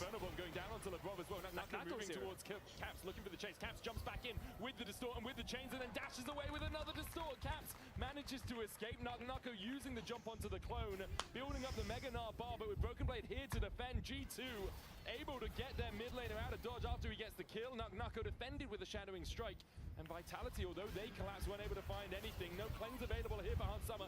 Does land the arrow satchel forward from Kazi. Hans taken out. The Grand Starfall leads to Hansama's death as Vitality find their third. I mean, it's an amazing play by Caps. He completely pulls the game back here. Let's see the micro here. Look, Humanoid is baiting a little bit because you know Nako is here for the gank, but while they go for the raptor fight, Caps locks in. Humanoid tries to find the angle, but he goes back, fans the chain and the electric hit proc, and it's just so clean. Kites towards the Yasuo to make sure there's no way of him dying there. Really nice early flash from Caps as well, because if Humanoid flashes out, the chain tethered could have been broken. Yes, so Caps exactly. is like, I'll flash. If you're going to flash now, we'll see what happens. Yeah. But make sure that I'll take my chances. can't get out of that flash range. As the chain's onto Fleshy again. But importantly, the thing we didn't see was Hansama dying immediately after that, right? So Vitality, yes, you lost the initial play. Caps made a really good outplay. And then they're like, oh, here's plan B. We'll just kill Hansama again without his cleanse, without his flash, with the Grand Starfall going down there.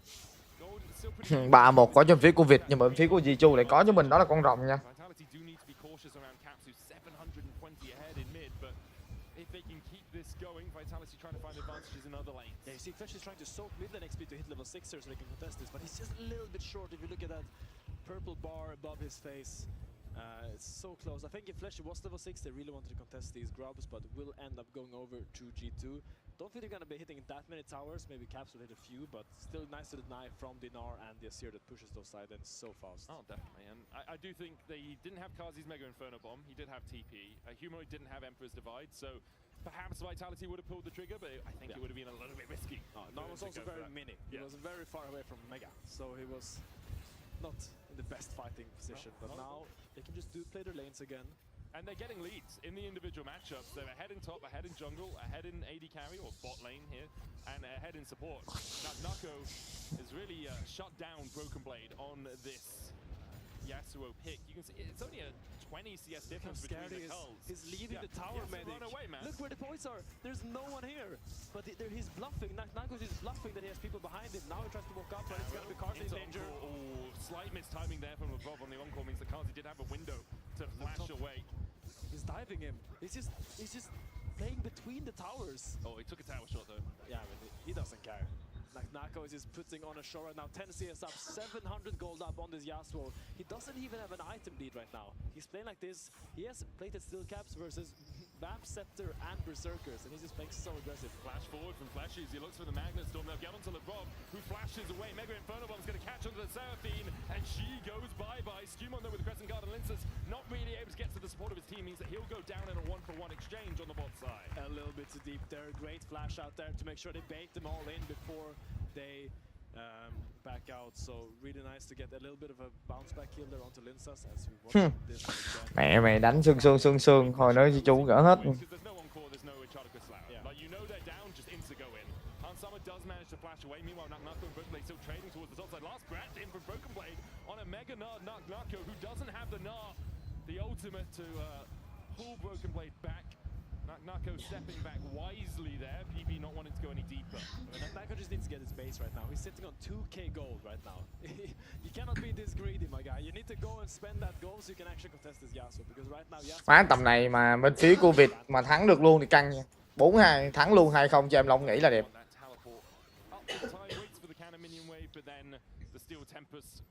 Để em Long lên bóng cái. Thêm bóng cho anh em. Bóng mấy trận kia xong rồi. Quang có thua ăn nhiều hơn mọi người. 11 giờ AC Milan đá.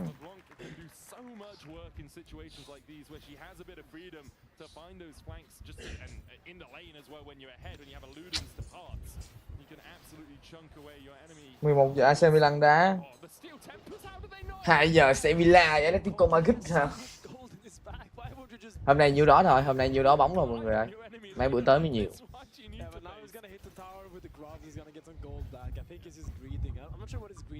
Mấy bữa tới mụ rồi sắp đá lại hết rồi.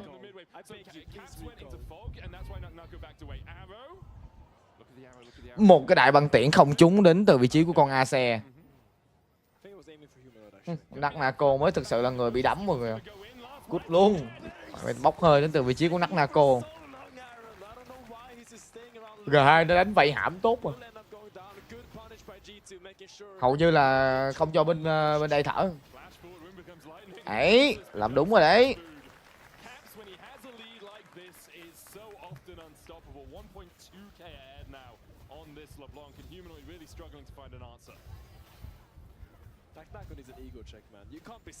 Làm đúng rồi đấy, làm đúng rồi đấy. Bây giờ thì Atalanta với lại Juventus à. 1 giờ lận, hồi đó 12 giờ lên. Hôm nay em Long coi bóng với anh em. Em Long thích coi bóng với anh em.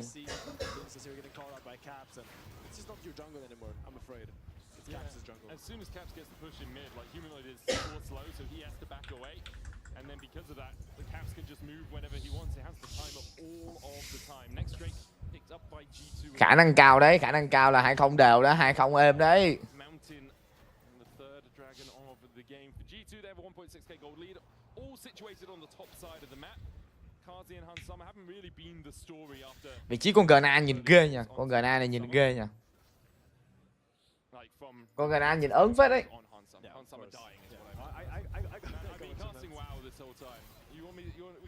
Tại vì hôm nay đánh sớm anh em ơi. Tại vì hôm nay đánh sớm. 7 giờ nó đánh. Ngày mai 10 giờ mới đánh. Ngày mai 10 giờ mới đánh. Này đang lại LBL là cái LEC này nó đánh. Look at the item gap now. Like BB sitting on a blade and Naknako still on components. So lane matchup is really shifted considering how the early game went for Naknako. Yeah, it's just he just stayed around too long, man. He had the TP the whole time. Dies, loses 3 plates on his tower as well, and all the pressure that he had, and all the side steps in the world can't really negate that. Broken Blade dodging away. Grand Starfall coming in from Lintus as well. Puts the control wall down. BB looking for the outplay. Stun from the shield bolt into the lockup. Knock-up. There's the ammo. Corrected. He cannot play this. Lintus takes the kill. I mean, he tried. He was close. If he managed to get the knock-up from the Steel Tempest, a last breath could have been the last. Thế mà vai viral được. Mình nói xém tí thì đi mọi người ạ. Một máu và vẫn còn sống đến từ vị trí của người nói. What's the deal with our top there? Why can't they just play normal? Why did it? Oh my god! Oh, just Caps things, baby. Không sao, cái thế này là vẫn là ổn. Game này phải 2-0 cho em Long. Game này là phải 2-0 mọi người à. I've seen a lot of games of League of Legends Medic. I've played many games. This is one of the weirder ones I've come across. Yeah, it's so hard to pinpoint what is happening because there's so many weird plays that are not really conventional, and yeah, I'm not sure. Something is happening right now in the studio. Some mojo is going on. But in the end, it is G2 sitting comfortably on with almost a 2k goal lead right now. Yasuo is scaling and Caps is turning into a monster in this game. And it's not just gold, it's XP as well. Look at Caps versus Humanoid. That's almost a level and a half. And then look at Skumon versus Linsus. That's almost a level and a half as well. Like Linsus has 138 CS to 94. Sorry, Skumon has 138 to 94 on Linsus. The only reason Linsus is ahead in gold is the fact he's picked up 4 of his team's 5 kills. It's absolutely correct. I mean, this game will get really tricky for Vitality if they cannot stabilize, because these team fights will be tricky. Magnet Storm in as they look for Hansama. Kazi there with the damage as well. The first to fall. Crescent Guard out from Skumon, and Vitality will happily just accept the 1 kill for now. Fleshy looking to chase forward. Arrow used on him for the stun. With Caps here, it becomes a little bit more precarious for the Vitality players. Fleshy's still looking. There's the chains. Linsus gets some damage across the wall. Drake up. Vitality want to take this. LeBrob already back up. He's on his way out. They've no Enchanted Crystal Arrow. They do have. Di Chu đang muốn ăn cho mình đó là con rồng này à. Nếu tầm này mà Di Chu ăn được con rồng này thì ngon. Di Chu có khả năng thắng. Vịt mà ăn được thì Vịt còn gỡ được. Ăn được rồng anh em, tóc biến lùi về nó từ vị trí của Linh Cát nha.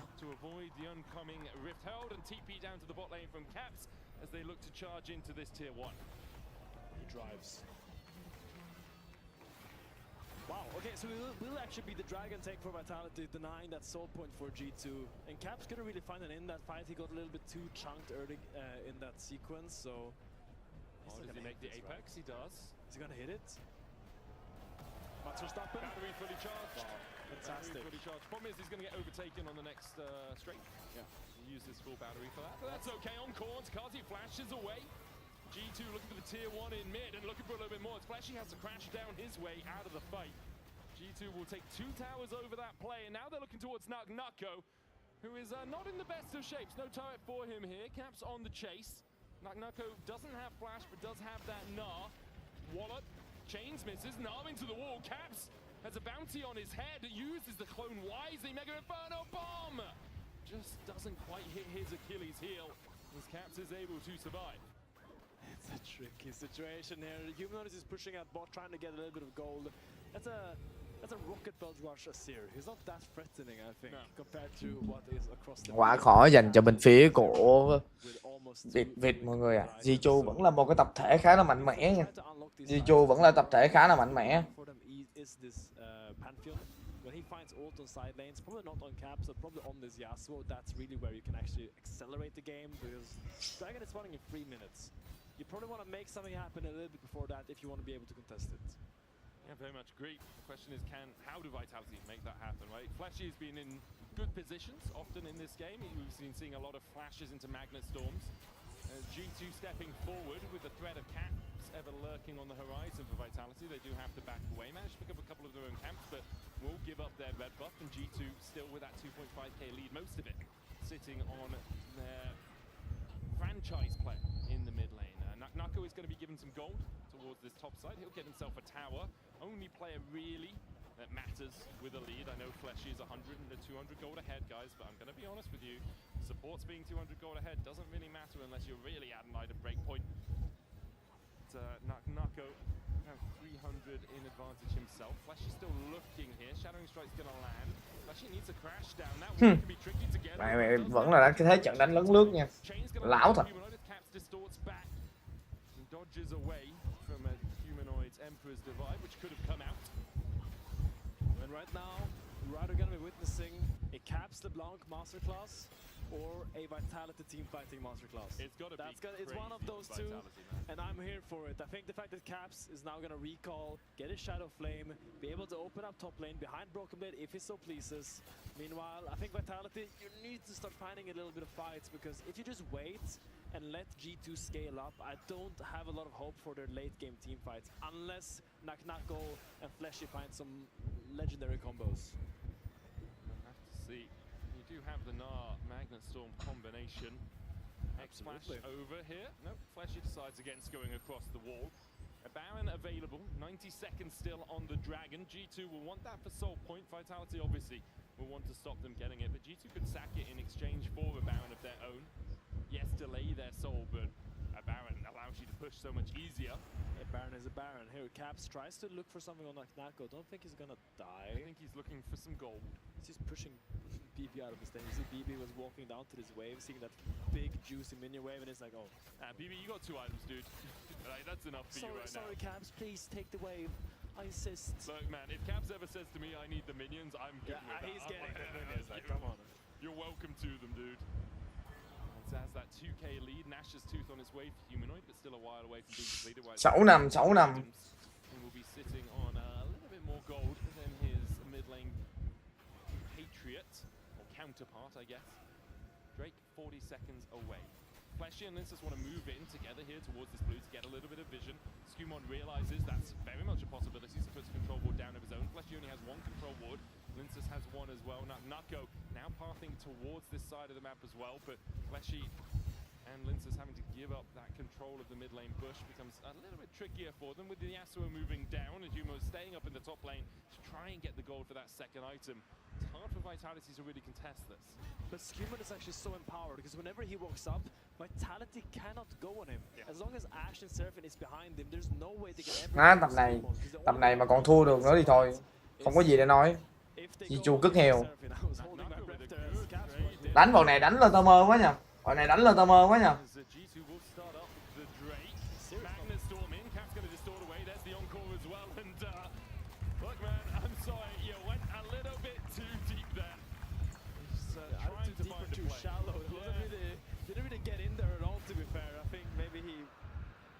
Flash, or I'm not quite sure what he saw there, but Humanoid was pushing out top, so I don't think there was any way Vitality was going to contest that Dragon. I think they're just trying to get a little bit more gold. He wants to get that Nashor's Tooth, so we can start fighting here. Yeah, it's one of those weird plays as Rel, where you're like, oh, I could catch the block. There's a 500 bounty on her head. Let's get it.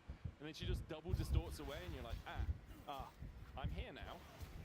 And there's an encore. Oh, that's a flash. Forced to flash away from Caps. Caps is the raid boss, man. He just walks up and people flash away. I don't blame him. I don't blame him. I'd be petrified.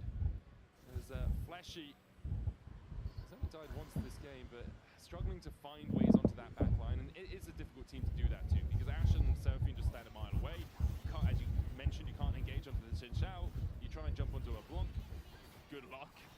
And then Broken Blade hasn't often been in the fight in a way that you can actually get into it. Have another look at this, like, Fleshy, yeah, he really thinks I can just get on caps. Cứ vô vào tranh là bên phía của Việt không có tuổi. Quả Seraphine AC nó vẫn mạnh. Synchronized by Caps. I mean, I see what Fletcher was going for. You see what he was looking for, but it's not really. I mean, against Caps, you just can't expect him not to react. Arrow. Ooh, Naknako dodges it. Caps is no jump. Saw him TPing in. No jump on Naknako. Lince is trying to do the damage as well as Caps jumps forward again. And that's a TP used with Vitality not having to invest anything in terms of full defense of Naknako. Nako is a radical Raz, I'll give him that. He's very fast and he's dodging a lot of skill shots this game. A lot of Fleshy. Oh, skew on core. Can't really follow up on it. More about denying vision than anything here for Vitality. Level 14, 2 items. Probably gonna get his third, or at least half a third one when he goes to base. He's almost 2 full levels ahead of Linces now. Caps in only 1 level ahead of Humanoid now, but still, the XP advantages for the mid jungle of G2 pretty sizable. Broken Blade slightly behind Naknako. Give Naknako his due, about a level there as well. He's the answer into this Narc and Broken Blade, but doesn't really need to, because Caps can do it if you need. Caps can do it for this game. Wherever Caps goes, magic will happen. He's gonna try to get his level 16 spike, because when LeBlanc gets 16, suddenly that ult cooldown is so short, and he can find these mega chunks on such short notice. No, like Naka tries to ult the wave there. Just pushing. Oh, G2 gonna start the Baron. King it out. TP coming in from Naknako as well. Gonna be in that mini for quite a while. Does have the health shield. Baron spotted out with a far side alteration. Vitality trying to step forward. Chains coming out. Humanoid knows that Caps is in that bush. Baron still being done. 4,000 on it as Naknako begins to build up the Mega Narbar. Grand Star falling. They look for BB. Fleshy goes in with the Magnet Storm, but doesn't really catch on to anyone. Lince is being kept at bay by Skewmon, who lands the smite and secures the Baron. Lince is taken down by Skewmon. Ember's divided by Humanoid. But G2 are still so healthy. It's all on Kazi and Naknako, who finally has the Meganar built up. But no one to use it on. G2 find 3 in the 6-9 dành cho bên phía của Jichu. Jichu khả năng cao là 4 game này. You cannot wish for more as G2 in this spot. And I don't think we're seeing another 50-minute banger medic. I will not caster cursed it, but I think G2 is looking really poised to take this game as of now. Man, if we do see another 50-minute banger, that is a sizable cost. Kazi caught out by Broken Blade. Last point coming out will Satchel. Knocks Broken Blade against the wall as well. But yeah, if G2 lose from this position, that is... Okay. Broken Blade is in a predicament right now. I mean, sure, but like, the guy walks away, dude.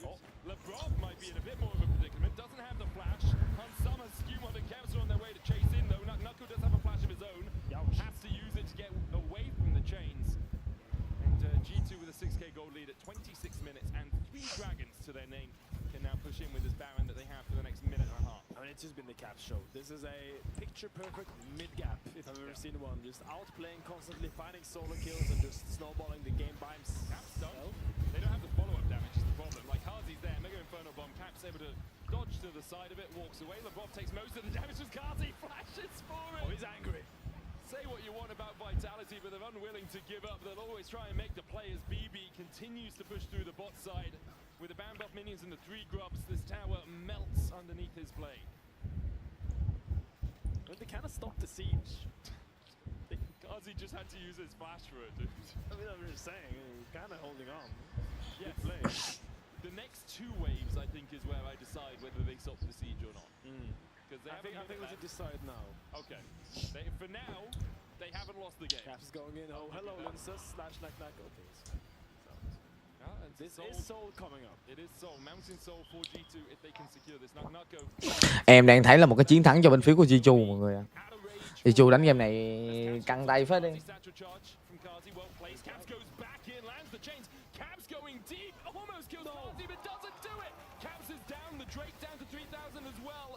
Lince is nowhere near in the area to secure this. Cap sacrifices himself for a Mountain Soul. How does Karzi not die there? He had 1 HP almost.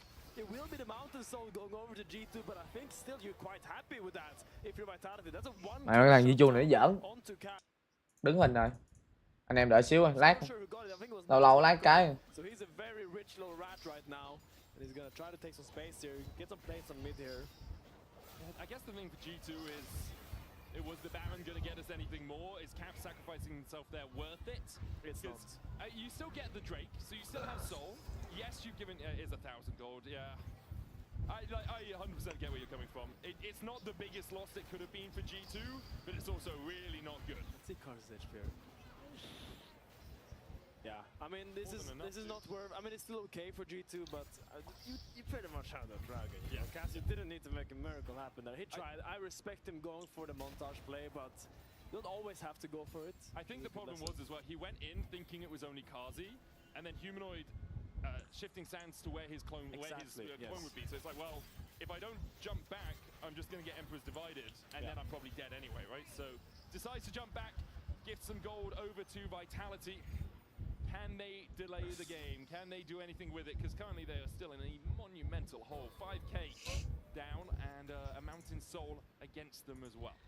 See what happens now when Nako recalls and buys some items. If it's going to be a Randuin's, maybe a little bit of MR coming out soon, I would imagine. No, a BF no MR for Nako. That's going to be a GA. Magic resist when you can just kill the enemy quicker than they can do damage. Respect, I mean, it could be any item, but I assume it's going to be a GA. Yeah, you just... Realistically, it's going to be a GA, so... It just cracks out an Infinity Edge right now. It's self-made on Rek'Sai all over again, man. That's a crazy callback, yeah. I think he lost that game. Yeah, he did. So, Kars is sitting on 3 items right now. 0 Magic Pen. And Hasama now has established free core as well. 3 items on Skewmon with a GA. It's gonna be hard. I think it's all about backline access right now for Vitality. They kinda need to dive through Skewmon because they cannot really play front to back anymore, which is weird considering they have like 1 front line and that's a Xin Shao, but you can buy so much space. Especially with the Encore coming over the top of that Crescent Guard. Caps waiting in the wings to see if someone does face check. Linsus stepping forward. Caps jumps in, lands the chains. Linsus has to flash the arrow. Okay. That would have been follow-up on the chains if they'd landed. And while all of that was happening, Broken Blade gets a tower in the bot side. That he does. The game somewhat slows down. We still have Baron spawning in 50 seconds. Yeah, for G2, I guess the game kind of does have to slow down. If Vitality aren't giving you a way to take the fight, you don't have a huge amount of options in forcing a fight yourself. We talked about this in the Heretics draft as well, right? Where you have Enchanted Crystal Arrow, you have Caps just jumping in and poking someone out, and then you have the Encore Skewmon combo, right? Skewmon jumps in, you Encore on top of it. But if Vitality are just standing back saying, okay, take what you want, we'll poke our heads in, see if we can grab something, but if you just want our blue buff, cool, we'll just back away from our blue buff. You kind of have to wait for big objectives before you can force the tempo. Yeah, it's literally just Caps with a sweeper. Yeah. Finding flanks, finding angles, trying to find some one-shots in the enemy jungle. Because without him, it's difficult to push the game forward as you highlight Medic, but looks like G2 wants to push mid here, or at least take a lot of topside control. Playing towards Baron Baron, is spawning. Right? Yeah, Baron's up now. So G2 try and gain control around here. Cap's still waiting in the darkness. Skewmon just going to start this up by himself and might just be able to solo it. Spotted out by the far side alteration. Lebrov's seen him mid as well as Nako looks for something here, but Caps is going to keep him at bay. 7-9 cho bên phía của Jichu. Jichu đánh độ mấy cái game nào game nấy cũng 30-40 phút. Mày lâu lâu có mấy game 50 phút. Bó tay cái giải này. Bó tay.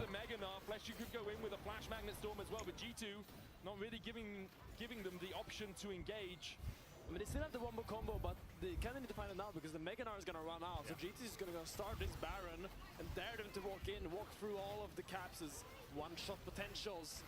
Will just be a fantastic pick onto Linsus there with the arrow. The CC chain was beautiful. They couldn't really get the Aegis Assault out in time to block the incoming damage. Will end up falling down. Still only has level 1 boots as well. We'll have something like the Mercury Treads to try and avoid that. Looks like he might be going down the Steel Caps route instead here on the Pantheon. We'll have another look at it. They do manage just to clip Linsus instead of Kazi, and then with the Encore follow-up, Steel Tempest, stun, CC, Aegis Assault, but that's Jichu Cat liên tục hạ gục những cái mạng cần thiết mọi người ở đây có thể có cho mình một cái chiến thắng. That's what it was, yeah. Just making sure he doesn't have any opportunity to press that E button and deny the incoming damage. Yeah, Caps is Thanos. It's true. He snaps his fingers and the enemies disappear.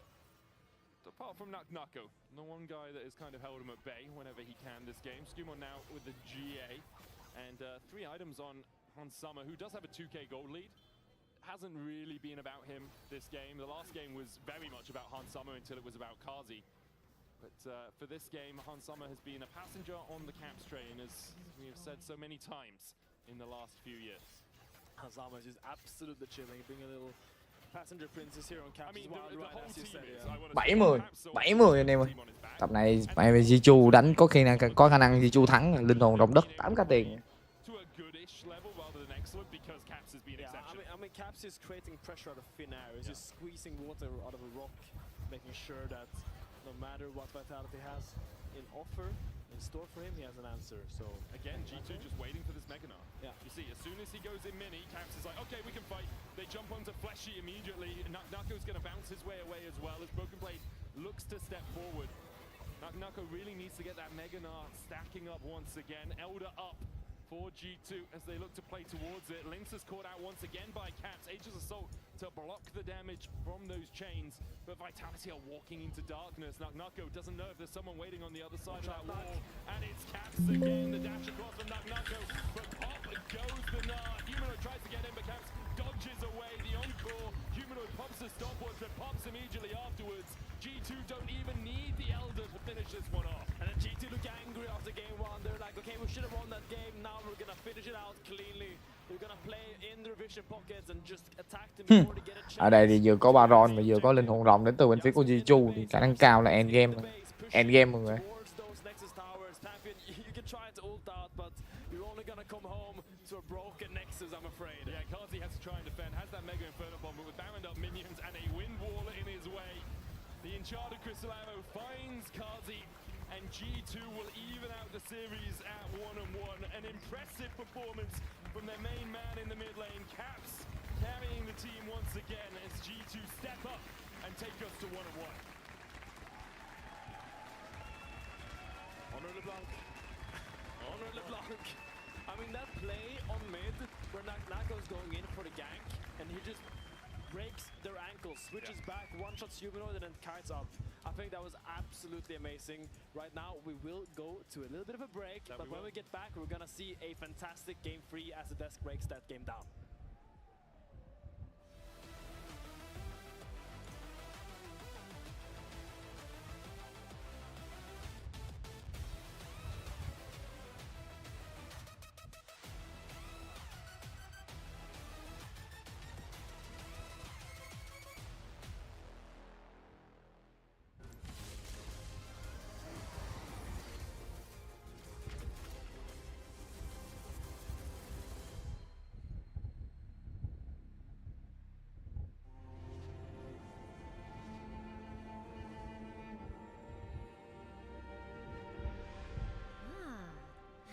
Champion. Welcome to my shop. You'll need the right build. Choose wisely, because every upgrade brings you closer to the next level. So tell me, how will you level up?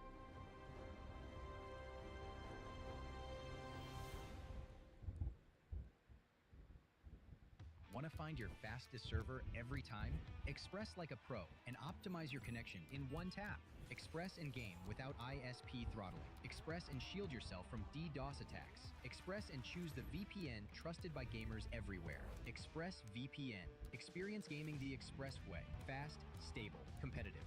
Outplay the world. It's time to Express. Unlock free Hextech rewards, exclusive skins, and more.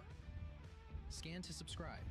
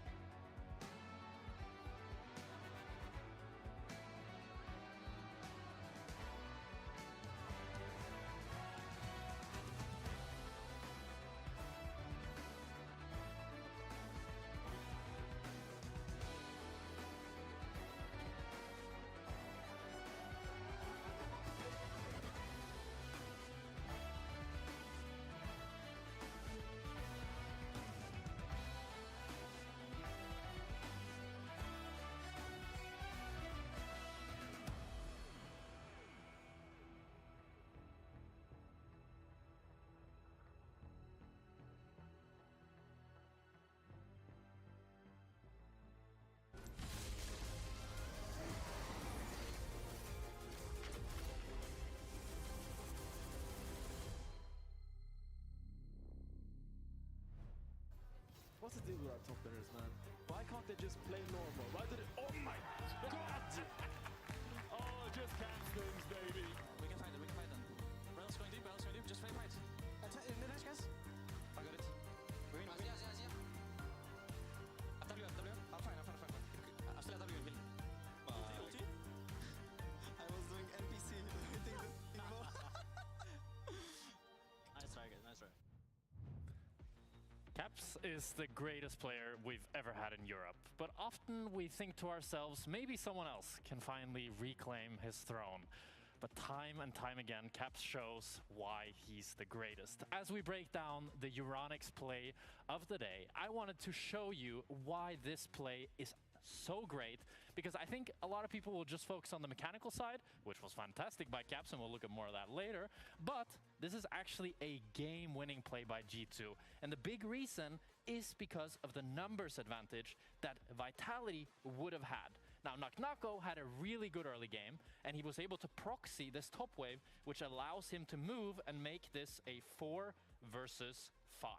So, if the game was normal, this would be an unplayable fight for G2, and they would be in big trouble as they're so damn deep here, and they get hit by so much damage. But Caps dodges Humanoid's ulti, dashes away, and then is able to dash back onto Humanoid, flash away from Naknako, and now suddenly what was a 4v5 was just a 3 versus 2 here, with Caps buying enough time for the rest of G2 to play the fight, and then Naknako wants to try to run down Caps, but now he can't. He gets isolated from the rest of his team, G2 collapses, Naknako has to burn his flash as well. So what would have been an incredible fight for Vitality turns into a winning play from G2 solely off of Caps.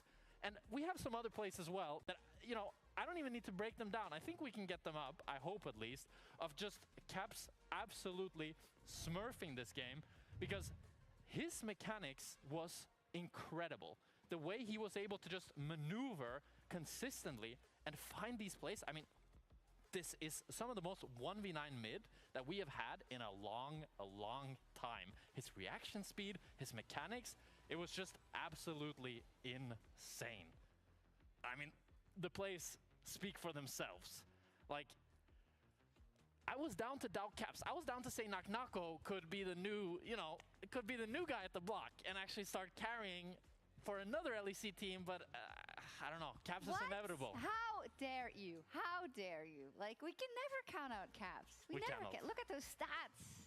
I mean, it's as Jack said. There's always this time as a player when you face G2 and you're thinking, yeah, Caps is he's not really him, but he's good, but he's not really him. And then he just does this, and you're like, oh man, he's just another one of those days. Because as Jack broke it down, that really broke the game. Because when you have this sort of instinct, this clutchness to you, where you can be, oh yeah, it's 1v2 or 1v3, and I kind of like those odds, so I'm gonna take it and do crazy stuff. That's what made him our GOAT. You know, that's what always made him have this showcasing. Yeah. Oh my God, where am I going? I don't know where you're going, but you're welcome here. That's what happens when you play against. When you look at Caps, you know you choke. So he's like remembering the memories of so many flashbacks. You're cosplaying all of his opponents by choking yourself. Yeah, pretty much. Happened many times. No, and people might be like, "Oh my God, they're talking about Caps again." It's okay. How can you not? What did you do, Vitality? I love that in the voice comms after. Carzzy was just like, I was just an NPC. There's nothing I can do. And I also love that immediately they were like, we tried, we go next, and we can talk about that in a little bit. But this is the kind of thing that you run into, not only when we highlight G2's international recent performances, but also domestically. You lose that game one in quite a heartbreaking fashion, because Vitality really fought their way back in a clutch situation, and Caps just completely flips the switch with the rest of the team. I mean, it's incredible. I don't know like how he does it. He just loves the game so much that I feel like he's one of those players that really never gets mentally tilted, never gets mentally out of it.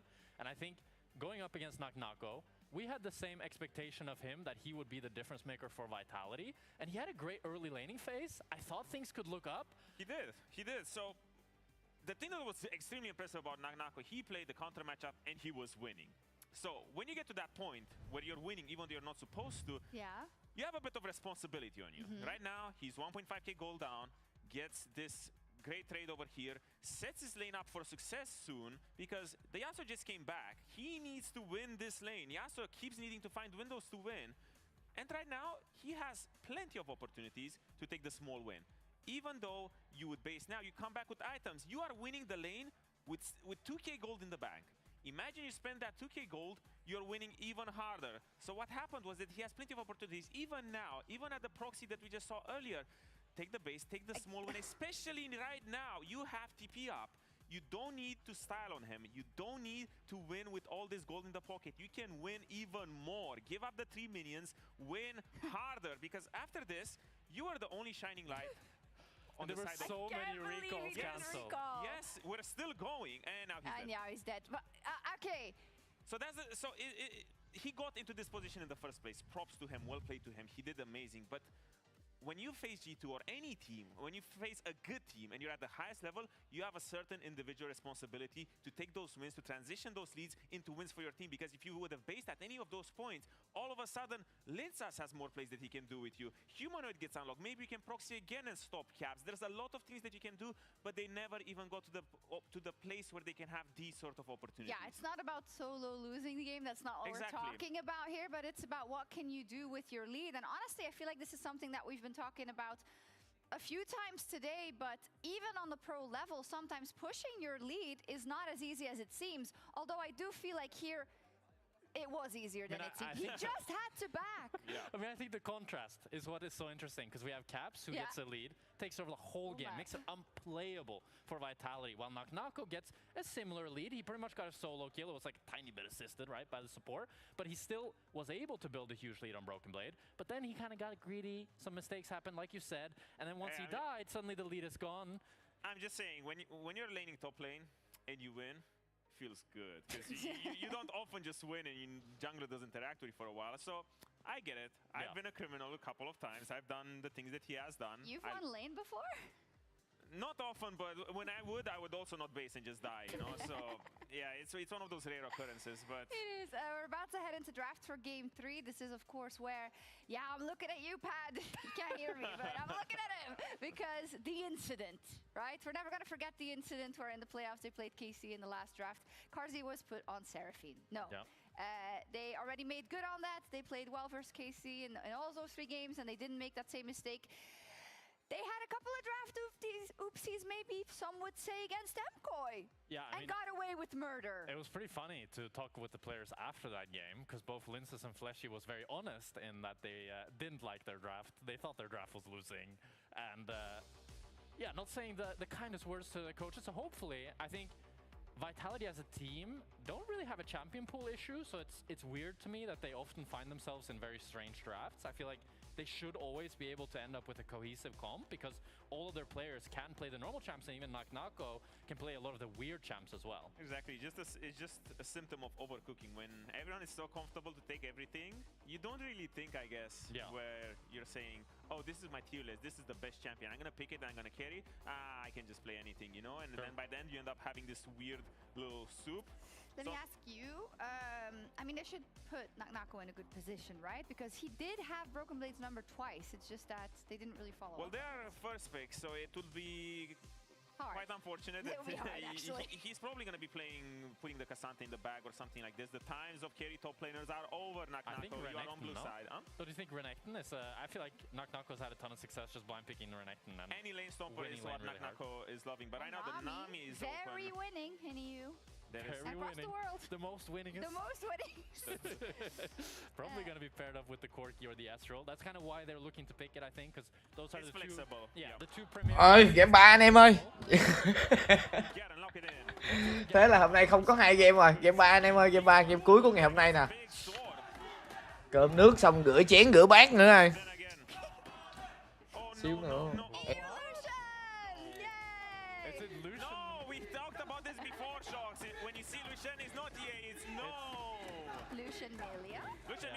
It is a good matchup. I mean, it's a strong pairing for laning phase, but then again, I'm looking at the other sides of the draft. How do you round this up? Because you need a little bit more firepower, because Nami will it's weird to say, but the Nami will outscale the Milio. No, I don't agree, bro. In terms of firepower in mid game, you get to. I mean, you get more burst with the Nami, but Milio is. It depends. Okay, if the Milio ulti has high value, I think Milio outscales. But if Milio ulti is useless, then I agree, Milio is kind of useless. But it is music to my eyes. It's Ezreal for Well, you wanted to see Karzi Ezreal. Karzi Ezreal, yeah. We'll see if they clutch it out. We haven't seen Lucian Milio in so long. I personally much preferred the Lucian Milio over the Lucian Nami. I thought Lucian Nami was always kind of overrated. What? But, well, for me, it's just when I go into game 3 or when I look at these drafts and I look at the first 3 chip picks, I really want to see proactivity.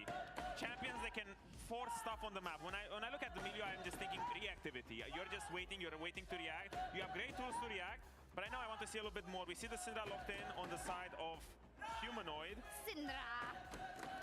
I mean, Syndra is nice into the Lucian. It's hard for him to like dash in and get good ultis because you always have that.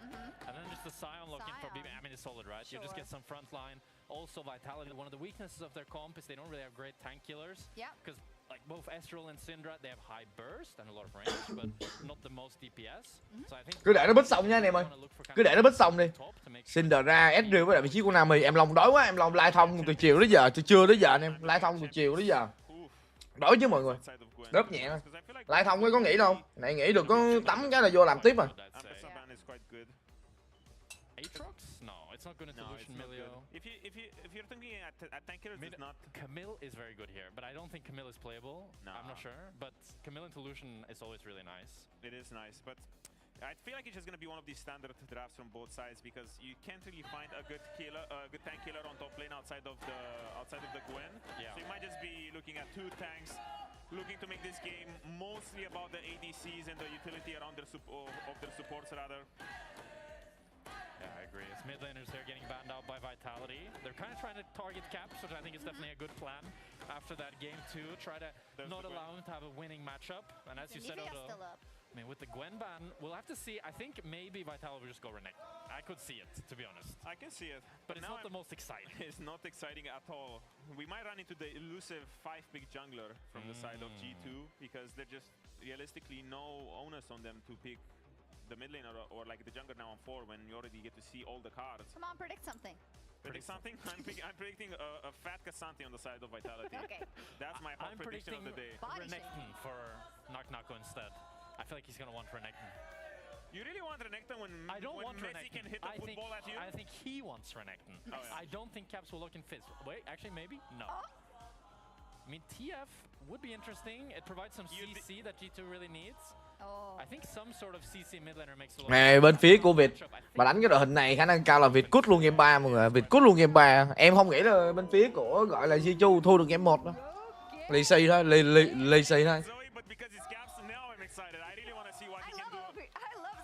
She wins. It doesn't seem like it's a Caps champion, to be honest. I don't often see him play this champion. I mean, we have seen him play I feel like Zoe and Caps, they go along for sure. Yeah, I like it as well here because you really wanted something with CC, but you also wanted something with range that can lane into the Syndra, and I think Zoe really fits that bill much more than TF does.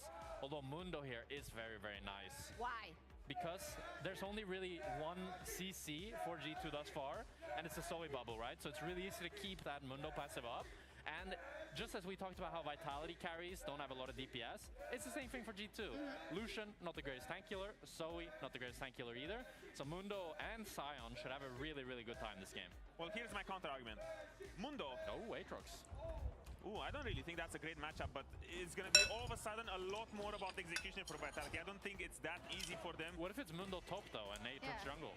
Oh, well, then you're getting stomped even harder by the side. I feel like really? But Nako solo killed Baus in this matchup. That, I mean, if you solo, I mean, với cái đội hình này khả năng cao G2 trừ được mọi người. G2 trừ được. G2 trừ được nha.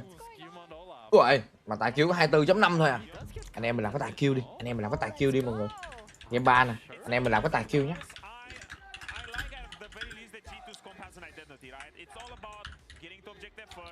Planting the Sion in the choke points, just sitting there and waiting. You're the experts. Are these drafts good? I mean, both drafts are good. I like G2. So here's the thing. If G2 gets an objective first and presses S, they will win. Okay. No chance they don't win. But when it comes to retaking space and having to walk forward, walking into an Ezreal and Syndra seems especially difficult. So when I look at these two combos, the way they want to interact is whichever teams gets to an objective first, they're the ones who have the advantage. Okay. I think both teams had some really nice drafts. Both teams have really high bursts. So as you said, Odo, the one who holds the space and can just one-shot the first target has a really, really good time. So having that control is really pivotal for Don't both get teams. stomped early, be at the objective first, and you win the game. Easier said than done. Easier said than done. Let's see if it's G2 or Vitality who take this game 3 with our lovely casters. Let's get into it. What a draft to round things out here. A 14-game losing streak. Lucian Chuẩn bị vô game 3 anh em ơi, chuẩn bị. on a 19-9 Zoe that he's been spamming in solo queue. We have Mundo jungle, Aatrox top for Vitality. It's going to be a banger. I am excited, Medic. Yeah. I have been spamming Zoe lately in solo queue. I think she's so strong. I want to highlight that Caps has went for the Ghost Zoe. The Ghost Airy combo. I'm gonna imagine he has... Oh, he actually has mana flow. He doesn't go for the Nimbus cloak, which is a little bit unconventional. But it's a very exciting game. I know Cap Zoe. Đớp xong rồi đó anh em nghe tiếng không? Đói mọi người ạ. Mà đói nói không được. And I can't wait to see how he's going to navigate this early game and this late game potentially. Yeah, it's his 12th most played all time, so it's something that we've seen him bring out a lot. I think it's just been a while since Zoe was super meta, you know? We'll see how well he can do into Humanoid in the mid lane, picking into this matchup. We saw the double flex from Vitality on 4-5 with the Mundo and Aatrox, and they decided it's Aatrox into the Scion. Jack and Odo had some disagreements as to who would win, a Mundo or a Scion, or an Aatrox or a Scion. What are your thoughts, Ben? I mean, I think either way, Scion is probably going to be fine in those matchups, and it's kind of just what you prefer to play. Because no matter what you play into Scion, you will be able to farm, you will be able to have push, most likely. I mean, Scion will push the Mundo early, and Aatrox will come alive a little bit earlier than the Mundo. But I mean, in the end, it just comes down to preference. I like the Aatrox top a lot more because you have that side lane threat later on. Later on, when you have Mundo versus Scion, both of you are probably going to be pushing, and not much is going to be happening. So now it allows Vitality to play a little bit more volatile. Tầm này thì cái vị trí bên phía của Việt đang có cho mình gọi là một cái lane đường dưới nhìn hơi khoai nha. Vị trí của Hansama bắn liên tục vào con cái drill đến từ vị trí của CJ. Hugs is the shield, Ultra Mega Fire Kick is the Q. Okay. Well, I do know the Cozy Campfire. It's a good name. It gives you a little bit more range, gets that extra Light Slinger proc off onto Kazi. Hansama, pretty good on the Lucian all time, 64% win rate, but it's on a 14-game losing streak here in the LEC. However, they have been able to get the push early on, as you kind of expect into an Ezreal Nami, right? Like, Ezreal doesn't have great wave clear. He's mystic-shotting a couple of minions here or there, and that's about it. I mean, Ezreal is basically strong to push if he can threaten the all-in, but if he cannot get the all-in here as... Good damage, really good. Gì đây? Ai đang đá? Ai đang đá? Hồi nữa đi, hồi nữa vẫn còn giải mà. Việt có một cái chiến công đầu dành cho vị trí của đường trên, đó là vị trí của Nako mọi người ạ. Said that Scion is winning into Aatrox. Well, that's clear to show what he knows about top lane, right?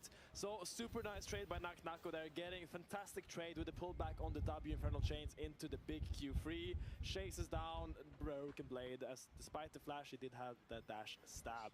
So this is gonna be very nice for Nako. I hope he bases this time and actually spends his gold. We'll have to wait and see. Does still have that teleport, Broken Blade using his to get back into the lane, but the wave not in the best of spots for Nako to get an easy recall off. We'll see this, hits the Q1 after dodging the decimating smash, then lands the chains, then Q2 into Q3. I mean, it's just bread and butter. Like, this is just how the combo works. Like, when Broken Blade walks up there and then misses the Q... Nako gets some damage on the Broken Blade, needs another tower shot, not gonna get it. Skuma with the undertow will find the kill. And we found out. Yeah, we found out that they did in fact not base and spend his gold. And he got dove and got punished for it once again. You would think he would learn from his game to mistake, but he did not. I mean, but it was so hard to base there because you get the zombie format of the Scion, then he TPs back onto the wave that's already crashing towards your tower. It's like, well, it takes like 8 seconds to base and just he was fine. He was just greeting. Here, Caps finds Aranduins. One of the harder ones to use, I think. Sometimes you get a Proto Belt and you're very happy. You get the Exhaust Ignite, you're very, very happy. And sometimes you get the Profane Hydra and you're like, okay, well. No, just portal jump forward as Kazi, Arcane shifts forward. Bubble only landing onto LeBrob there. Cozy Campfire topping Hansama up with the shield from the Warm Hugs. So top matchup is even now, pretty much. So that was Mà bên phía của Jichu đánh gọi là với mấy con vợ này mà Jichu mà thua được, hôm sau Jichu lên báo luôn anh em ơi, hôm sau Jichu lên báo luôn. Pretty powerful against Aatrox. It is quite nice, yeah. So we'll see what Caps does here, because Humanoid does have the TP advantage. He has TP'd back and is now trying to keep Caps in this lane. Has 2 potions to 1 currently, and very commanding position. It is usually around level 6 where the solo can start looking for fights, which like dashes over the Syndra Q, lines the potential bubble and then gets a trade back. First levels are a little bit tricky. You can kind of contest push, but it really is in those skirmishes that so shines. In the 1v1 laning phase against Syndra, not super easy to get much done. Linces here trying to step forward, more about getting a bit of vision before the next Scuttle Crab spawns than actually any fight. Linces wants to be farming as much as possible really on the Mundo to get himself ahead, especially since Skewmon got this early kill. Skewmon spotted, will be hit by an infected bone saw, or just a cleaver as we more commonly know it, and Linces is going to turn his attention back to his Gromp. By taking the Gromp now, should be able to get to that 20 stack mark on his jungle pet, which means his smite will be upgraded in fact, while Skewmon's is not. He's sitting at 21. So Linces will have a better smite on this Scuttle Crab fight than Skewmon. Yeah, he's already going mid there to help push out this wave. He's throwing an axe there to make sure that Caps Q1 shots it. So Caps can actually move down for the Scuttle and have prio. You see Humanoid is kind of looping around. Doesn't really want to give up this crab at all, it seems, but it is... Hans and Lebrov getting pushed out of bot, and Caps having pushed in mid means that even though Linces did get the upgraded smite, he's not able to get in range to smite away the Scuttle Crab. The kick back on Fleshy and Kazi is Skewmon just waiting around the corner, seeing if Kazi oversteps. Arcane Shift will get him out. In the end, much ado about nothing towards that bot side. Bubble wide. Stuff here. Caps constantly doing some funky stuff, my dude. Paddle starts Humanoid, misses the Sleepy Trouble bubble, but with a barrier in his pocket, very, very safe to put the pressure down onto the Vitality mid. And while he does that, places the control ward towards his blue buff, knowing that Linces isn't a dragon, so where's Linces? Ôi ơi, 1-1 đến từ hai bên. 0.5, 0.5 ca vàng hơn, không nhiều anh em ơi. Chỉ là cái cơ hội nhỏ. Also spots him out with the vision plant there, so they have full information of what Linces is doing right now. Caps will probably keep this push until Humanoid as TP can get back, so I want to see if he can transition into something more than just mid-push. Maybe a little roam, but most likely not. He does have a lacking mana bar, so he'll just probably take his base here, as will the G2 bot lane, looking for a recall here. Trying to stabilize those lanes before next objective. Yeah, pretty even between the two teams through this early game. Do you think there is a problem for Vitality of getting through this Scion? Like, Broken Blade is just going to scale up. Already has 256 stacks on that Soul Furnace, getting all that extra HP, and who's going to work your way through it? Kazi can do it. His Ezreal is strong, but it's not the best set of tools to give someone to work their way through a tank like Scion. I agree, and I think historically Syndra has struggled against tanks, but with all the like new Syndra changes, she's less of a lane bully and more of a like consistent damage threat. She does actually have quite a bit of damage. I think she will be able to deal with the Sign somewhat well, but of course if Sign is working up with a Koenig Rukern and a 800 health shield alongside that, I don't think it's going to be easy to deal with him, but hopefully it doesn't get that far if you're a Vitality fan. Yeah, a lot of them around as well. Currently 3-1 in the standings, looking to make it 4-1. Basically, like not guaranteeing a spot in playoffs, because we can't say that with how many permutations that are still available, but 4 wins is very close to top 6 in our league, depending on how things round out throughout the rest of the season. 1-1, có đồng cho bên phía của Jichu luôn anh em ơi. Có đồng là có cơ hội thắng, có đồng là có cơ hội thắng.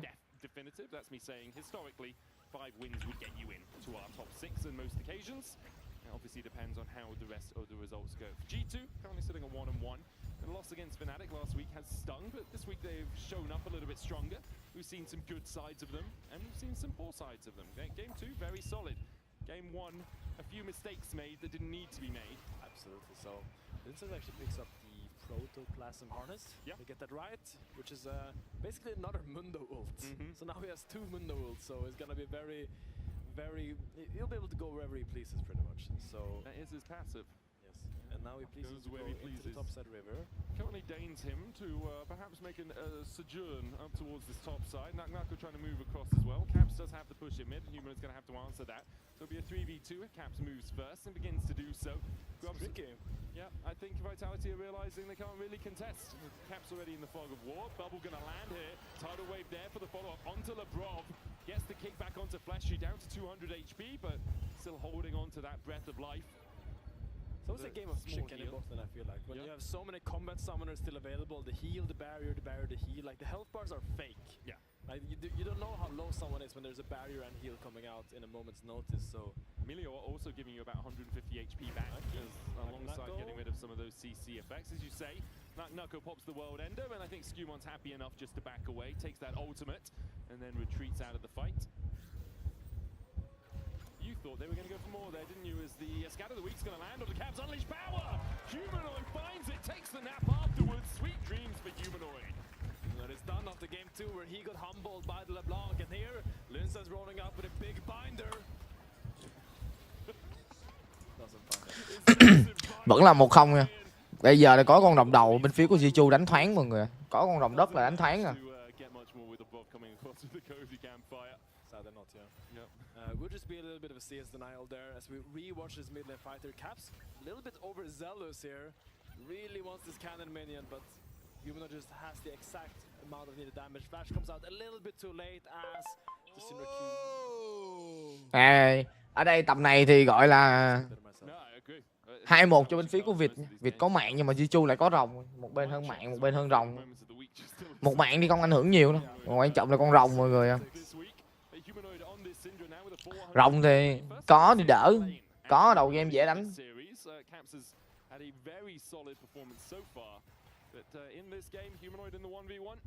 Getting that small advantage. Looking really good on this Syndra so far.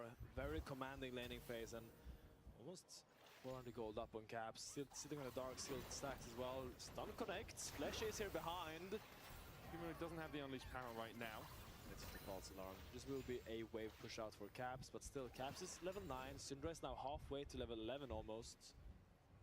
Yeah, it's scaling up through the game. Next Drake up in 20 seconds time. That's why Lebrov and Skumund are teaming up together here to try and spot Humanoid as he moves down towards the bot side river. Linsa should be able to take the Scuttle Crab. Cap's still on his way back out and is running that ghost, so no TP for him to be here sharpish. Linsa's trying to catch him in the rotations. Checking if Vatat is gonna skip some steps per chance, but Humanoid just wants to base to get his little Blackfire torch, I would imagine. If he gets a torch and then TP's back in, does give him quite a big advantage in this next fight. Cap still sitting on items. Hansama has finished his Essence Reaver. 2-1 có bên phía của Việt. Having to stack up that tier means he's a bit delayed in terms of gold for the itemization of the Trinity Force.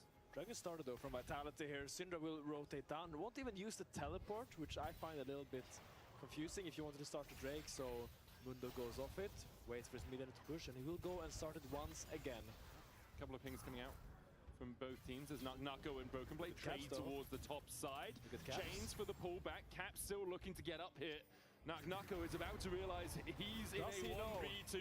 Flashes away from the Sleepy Trouble bubble. Now needs to get out from the paddle stars as well. Skumon getting caught out. Good bubble, but he goes in with the Ragnarok and trades back onto Linsus. 2-1 có cho bên phía của Việt thôi. Chưa có thêm mạng nữa nha.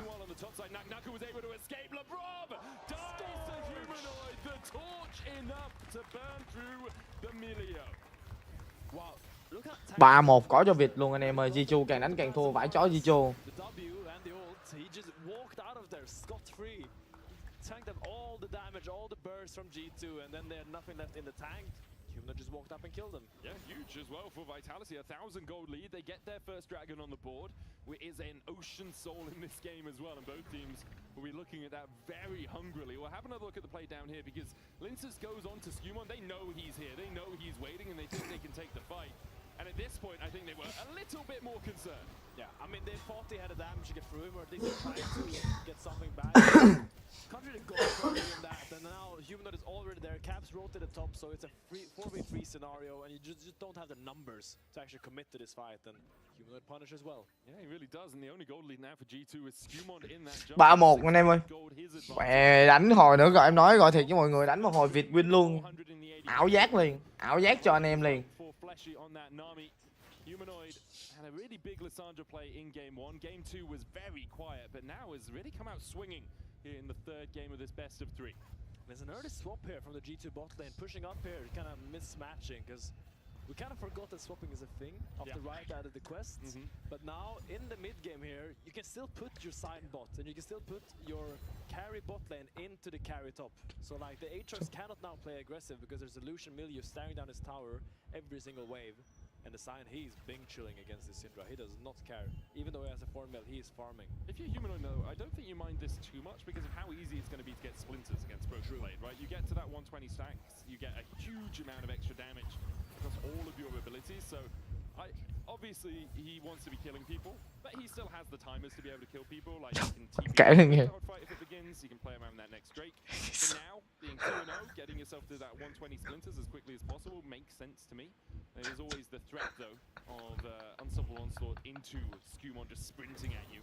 Yeah, and I like that they went for the face rush as well. He's aware that Wow, không tin được mọi người ạ. Bên phía của Việt đang là người có cho mình cái lợi thế hơn ở trong cái trận đấu này nha. Hơi lạ nhưng mà đó là cái sự thật mọi người ạ. So will still be quite useful against the Sign as well because he has so many slows kind of down. So now we have Zoe against Aatrox, which I don't think is a great matchup in the side lane. Unstoppable Onslaught out. Humanoid steps to the side of it. Decimating Smash going to get the knock up as well. This is Broken Blade just looking for a 1v1 kill. Shouldn't be able to get it. That's a 4-mil Sign as well. Of course, why could he not do that? As we see a Mundo and an Olaf trading as well. Ragnarok coming out as Fleshy looks for the bubble. Can't quite get it because of the Ragnarok. Flash forward as well from Skumon as he looks for those auto attacks. Tidal Wave out. Linsus surviving again with a combination of a Protoplasm Harness and a maximum dosage. Caps unable to hit the Secret Trouble Bubble. Naka gives him the thumbs up.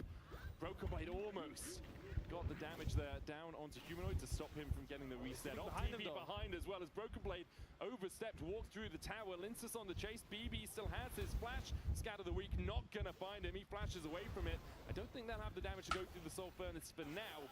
And because of that, Rifthold is going to get secured. Cap's going to get hit with the Truth Shot Barrage. He's down to basically no HP as the Rifthold was taken by Skumon. He's staying though. He's not one to back down from a fight. He's staying around there. He's not scared of you, Nako. Nako has no flash and he knows Skumon's around here. This is pure bait. But what if he bases here on Vision? Oh, Caps can base now. Nako, chains. Unfortunately, I believe Skumon got out of the range of the chains there. I think the little shield from the jungle line. Yeah, but wasn't pulled back. No. That would be That's such an interesting moment, right? Okay, well that would be quite funny. Would be yanked back all the way towards the top lane. Season 1, Season 2 videos of Darius pulling a team from Mẹ ơi, nhìn đi nhìn lại vẫn là cái lợi thế cho bên phía của Việt thôi mọi người ạ. Chưa có gì cả. We talked about Civ HD earlier today as well. Like we are old boys. As a Vitality, I'm taking the old boys down at the moment. They have a 2.3k gold lead. G2 currently struggling to. Đánh kỹ quá, đâm ra cái trận đấu nó bị nhạt đi mọi người. Đánh kỹ quá cho nên là đâm ra cái trận đấu nó bị nhạt nhẽo đi. Showing why so much trust is often put into him by teams. Sometimes he does just pop off. I really like the Olaf pick here because there's not a lot of sustained damage to kind of kill you if you go in, and there's no really that can peel away from you because sure Ezreal can E out and you can't really reset on him, but Syndra can't really peel you as long as you ult through or scatter the weak, so he will be really scary as the game goes on if he does not stop scaling right now. Looks like he's going for a Hexblade thingy thing.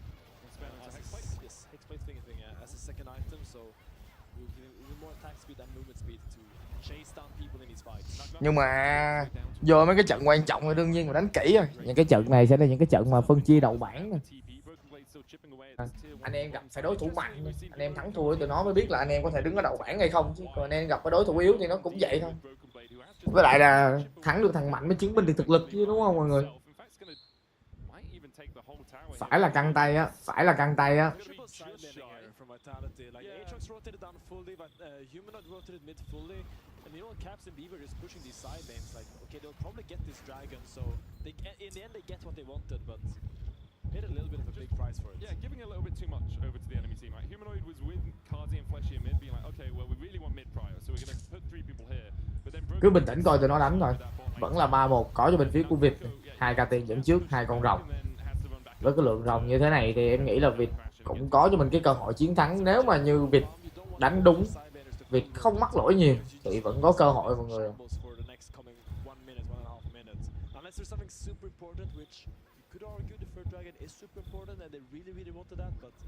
in general, it's not really worth it. We'll see. We'll see if it pays its dividends, its caps. Once again, we're going to see a lane unassigned here from Vitality. Humanoid working his way up towards top. Looks like Naknako might be sent down towards the bottom lane as Caps doesn't overextend. Naknako's staying. They really want Caps. Or they just really want the tower. Skimon is in the vicinity, currently at his walls. Broken Blade will be able to take the tower. And G2, having done the counting, know that maybe Caps, hey, don't step up. There's probably someone there. I think Naknako realized that he wouldn't be in time to defend the bot tower anyway, so I'm like, I'm already here. Might just stay around for like 10 more seconds. I'm still gonna make this bot wave, so try to find something. But Caps, very respectful on the side and does not die to thin air. We do have another one of those games, Finn, where I look at the team in the lead and I say, how do they start a fight? The answer is kind of running at you. A good scat of the week, a tidal wave maybe, or just Mundo trying to go where he pleases. You start a fight by being at an objective, really. The big binder. Big binder. Always gonna come back to the big binder. Mundo taking space for sure, and I mean it is a scat of the week. It's like Carsey in forward with Nami and just trying to make something happen. But I see your concern. I think it's very important for Naknako this game to find flanks. Like if he tries to play front to back, I don't think a lot of good things will happen for Vitality. And I do trust him to actually be aware of that and look for these side angles or at least like come from a slight angle. 3-1 có cho bên phía của Việt nha. Nhưng mà chỉ mới là phút 20 thôi. Mấy thằng này nó đánh phút 30 mấy 40 là chuyện bình thường. Nghe tiếng ột ột gì đó em lòng nó quạt á anh ơi.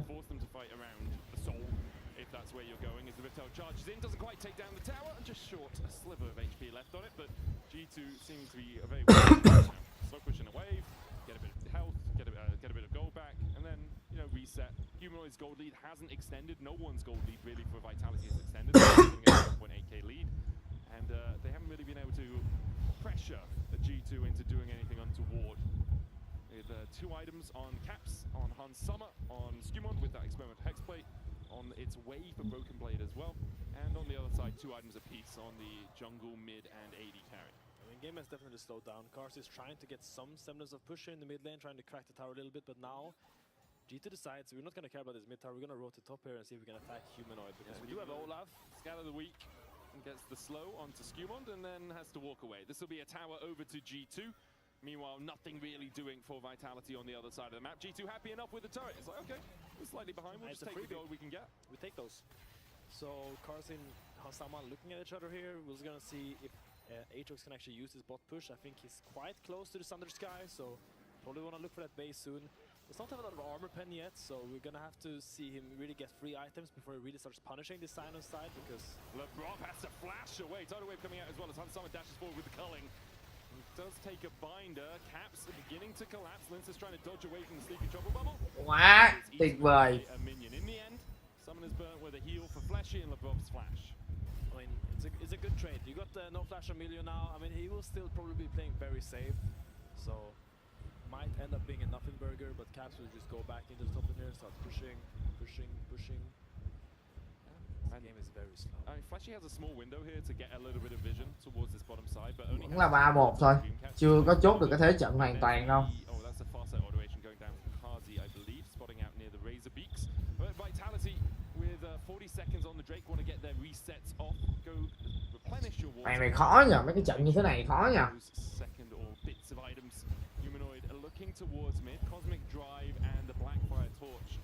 It's going to melt anyone he finds. For Hans Summer right now, Scat of the Week. Hans Summer doesn't dash into it, wisely just walks up towards the top side of the lane. Linces and Broken Blade butting heads a little bit. Right now, Naknako is not with his team. Look at this ward, by the way. I think this ward will be crucial in the upcoming fights, but actually the fight is already breaking out as they're taking so much space. But I think Naknako, if you want to TP, this is the time to do it on that Raptor ward. If you're not, then you can just keep pushing and get rich, my guy. Clear the wave, get the tower, wait it out. Seems to be willing to do so. Now you TP because you're out of vision. They get onto the ward that Fleshy just placed as G2 begin to react to it. Naknako with a huge shield on him. But Kazi and Fleshy alone. Vẫn là 3-1 cho bên phía của Việt thôi nha. Goes just short of hitting Kazi. The Drake down to 6,000. Broken Blade pulled back. Q3 from Naknako doesn't find its mark. G2 just waiting in the bottom. Bây giờ ăn con đồng này được, con đồng này là xác định được nhiều cái nè. Humanoid there with the Scat of the Week, drag back. Broken Blade has to flash away. Tidal Wave used as well as Caps tries to jump in. Sleepy Trouble Bubble not hitting anyone. Drake secured for Vitality. Solid now for them as Humanoid looks for the knockback, but unstoppable onslaught out from BB, gets him to safety, but what about the rest of G2? Where are they gonna run? Beginning to step forward, Ragnarok coming out as Skumon tries to turn the table. Sleepy Trouble was gonna land on Humanoid and forces him to back away. Now Nucko with the World Ender is gonna time out, and in the end G2 able to extricate all 5 members out alive for the cost of a Drake and their mid lane tier 1. I mean, they made it out alive, but still, that's Drake over to Vitality, mid lane tower over to Vitality. They're taking all the victories here. And Nako with that flank, bought enough space. I wish he held his position a little bit longer. Whoa, gets stopped there, Broken Blade, but in the end, he did his job. He pulled G2 away from the Dragon and back into River, so Vitality could then take over that area. They did a really good job of it overall. In the end, Vitality will be happy enough with the prize they received. Obviously, would have wanted a little bit more. Broken Blade using the unstoppable onslaught when he did means that he didn't fall to the scatter the weak unleash power combination that Humanoid was lining up on him. The gold lead shrinking. 3 con rồng có cho bên phía của Việt nha. Giao tranh không có một mạng nào cả mọi người. Mình quýnh cái trên kêu mà nó quýnh ra không ra một mạng nào như thế này thì thôi. Ó tay.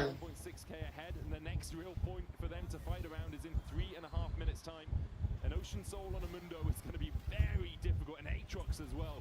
Incredibly difficult for G2 to work their ways through. Hey, at least the healing reduction is going to be very valuable, so there's a silver lining there somewhere. If you look at I always think it's the most effective stat in the game. Sleepy Trouble Bubble is going to land here. And Caps isn't there for the follow-up. Love is like, Mr. President, get down! The moment the bubble hits, everyone just starts hovering around him, just protecting it. I saw Flashy running the opposite direction, man. That guy doesn't want to be sushi.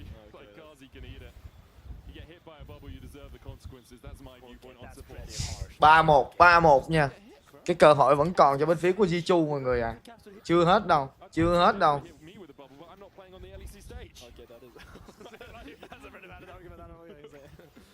So Hansama taking space here. I think he's quite close to the Infinity Edge power spike, and I think that's really where Lucian Milio becomes really scary when that Lucian dashes forward with that Milio. Bubble onto Humanoid. Mikhail's being used. Yeah. Scatter the week back onto Cap. Skumon stepping forward here. Skumon has to use the Ragnarok to run away. Ouch. And yeah, as you say, ouch. That's a big investment as BB continues to pound down tier 2s in the bottom lane. This is a split pushing Sion. Yeah. I mean, I was gonna say I've never seen it, but then I thought actually Baus played in our league. But in general, it's quite odd to see a Sion play this much side lane compared to the Aatrox. And I think at times we are seeing Vitality overgroup a little bit as well. Absolutely. Right? No, so I was gonna get to that because I think it's a great play punish by G2. I think BB is very aware of the threats that Vitality have, and their engage isn't that strong. Yeah. So like when the Aatrox rotates away, he's not that scared of his team because Hansama won't die. Skumon probably won't die. He can just ult out worst case as he just did. So they can actually get a lot of extra gold on side lanes by just baiting these rotations by Vitality. Great, now Vitality trying to set up around the Baron, but there's a control ward in it. Lensis now going to spot that out, clear it out himself. Humanoid cleared out the bot wave. Expect to see a Void Staff on him now. Has the Blighting Jewel, and there's the Void Staff. 3 items on Humanoid. Fully stacked up, 120 Splinters of Wrath. Means that everything is doing that increased damage. Okay, I have a pet peeve. Look at this Sion. Look at his man. Look how tanky he is. Sure. Ezreal is buying 0 armor pen. 1-3 có cho bên phía của Việt mọi người ạ. Vẫn chỉ là 1-3 cho bên phía của Việt thôi. Chưa nhiều, vẫn còn cứu được. Một pha giao tranh, chỉ một pha giao tranh quan trọng là em nghĩ là vẫn cứu được game này nha.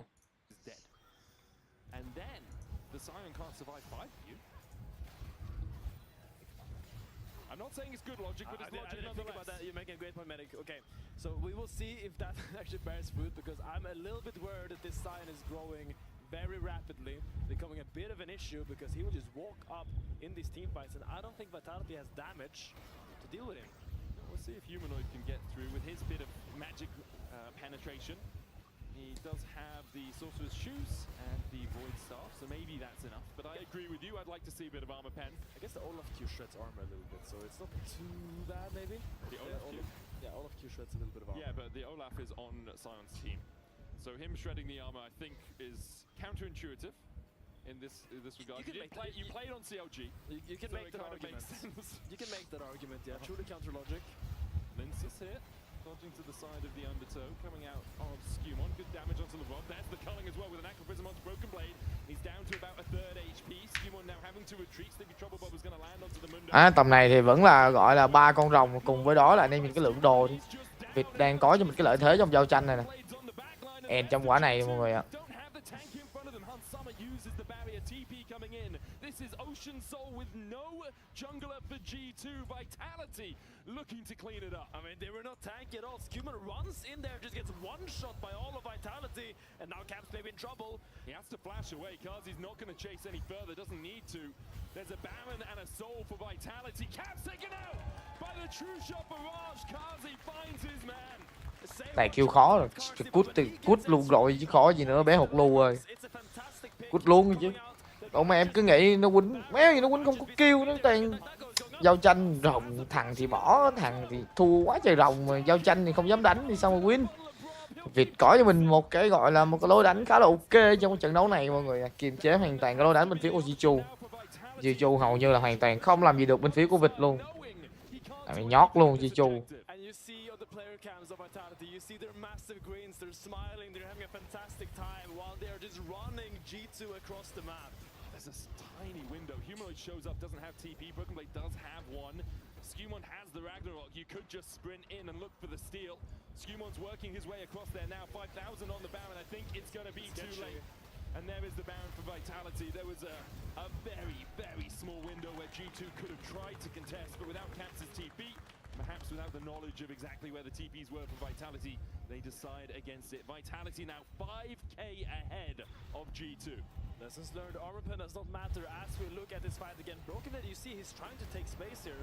His ult flashing on Humanoid, but doesn't really have any follow-up. Skewman is too far, Caps is behind the line, so now suddenly use Sign Flash, use Sign ult, and now you just have to run.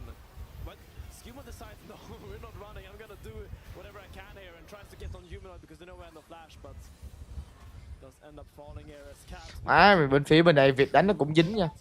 Việt đánh skill tàn dính thôi. Việt đánh skill tàn dính thôi thì chịu rồi, bó tay. 12 giờ. Nhanh ghê mọi người à. Mày mở mắt là xế chiều giờ khuya của mẹ nó rồi.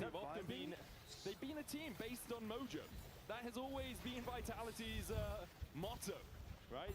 Even when we saw them making it into Worlds with Yamato, talking about climbing the mountain, you know?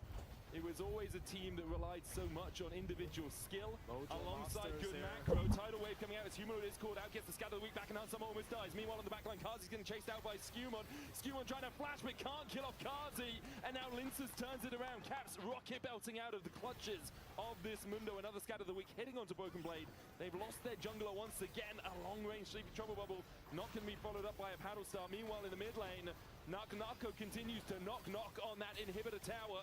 Vitality pushing through two waves and no real answer coming out from G2.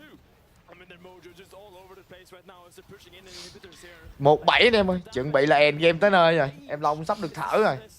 Từ xế chiều tới bây giờ 12 giờ đêm rồi. Má làm không nghĩ thời gian vậy luôn á trời. For semblance of being able to hold their base right now, but Nako and Vitality are pushing on their door. Nako is 5 levels up above Hansama, has to retreat for now as the first tower does fall. Kazi and Humo is still very healthy as well. Hansama dodging to the side of the Infernal Chains, but all he's doing is putting a tickle into the back of Nako. Broken Blade now on the front line. G2 have 5 members strong, but they just can't defend. The Nexus is open and the minions are doing all the work. It's a barrage of cannon minions, and the artillery will take out the Nexus. Vitality 2-1. And Linces just says push the Nexus, and he goes in and takes it for his team. Many big smiles on their faces as they take down G2. They came in here with a lot of questions. Could Vitality contest G2? Is G2 just in the regular season form? And the answer is Vitality is just better. Huge win for Vitality. You can vote for one of them in your key player of the series vote. Nako, Humanoid or Kazi are your options. 4-1, top of the table. Vitality standing above it all right now. And the question is, who can catch them? These guys are on fire.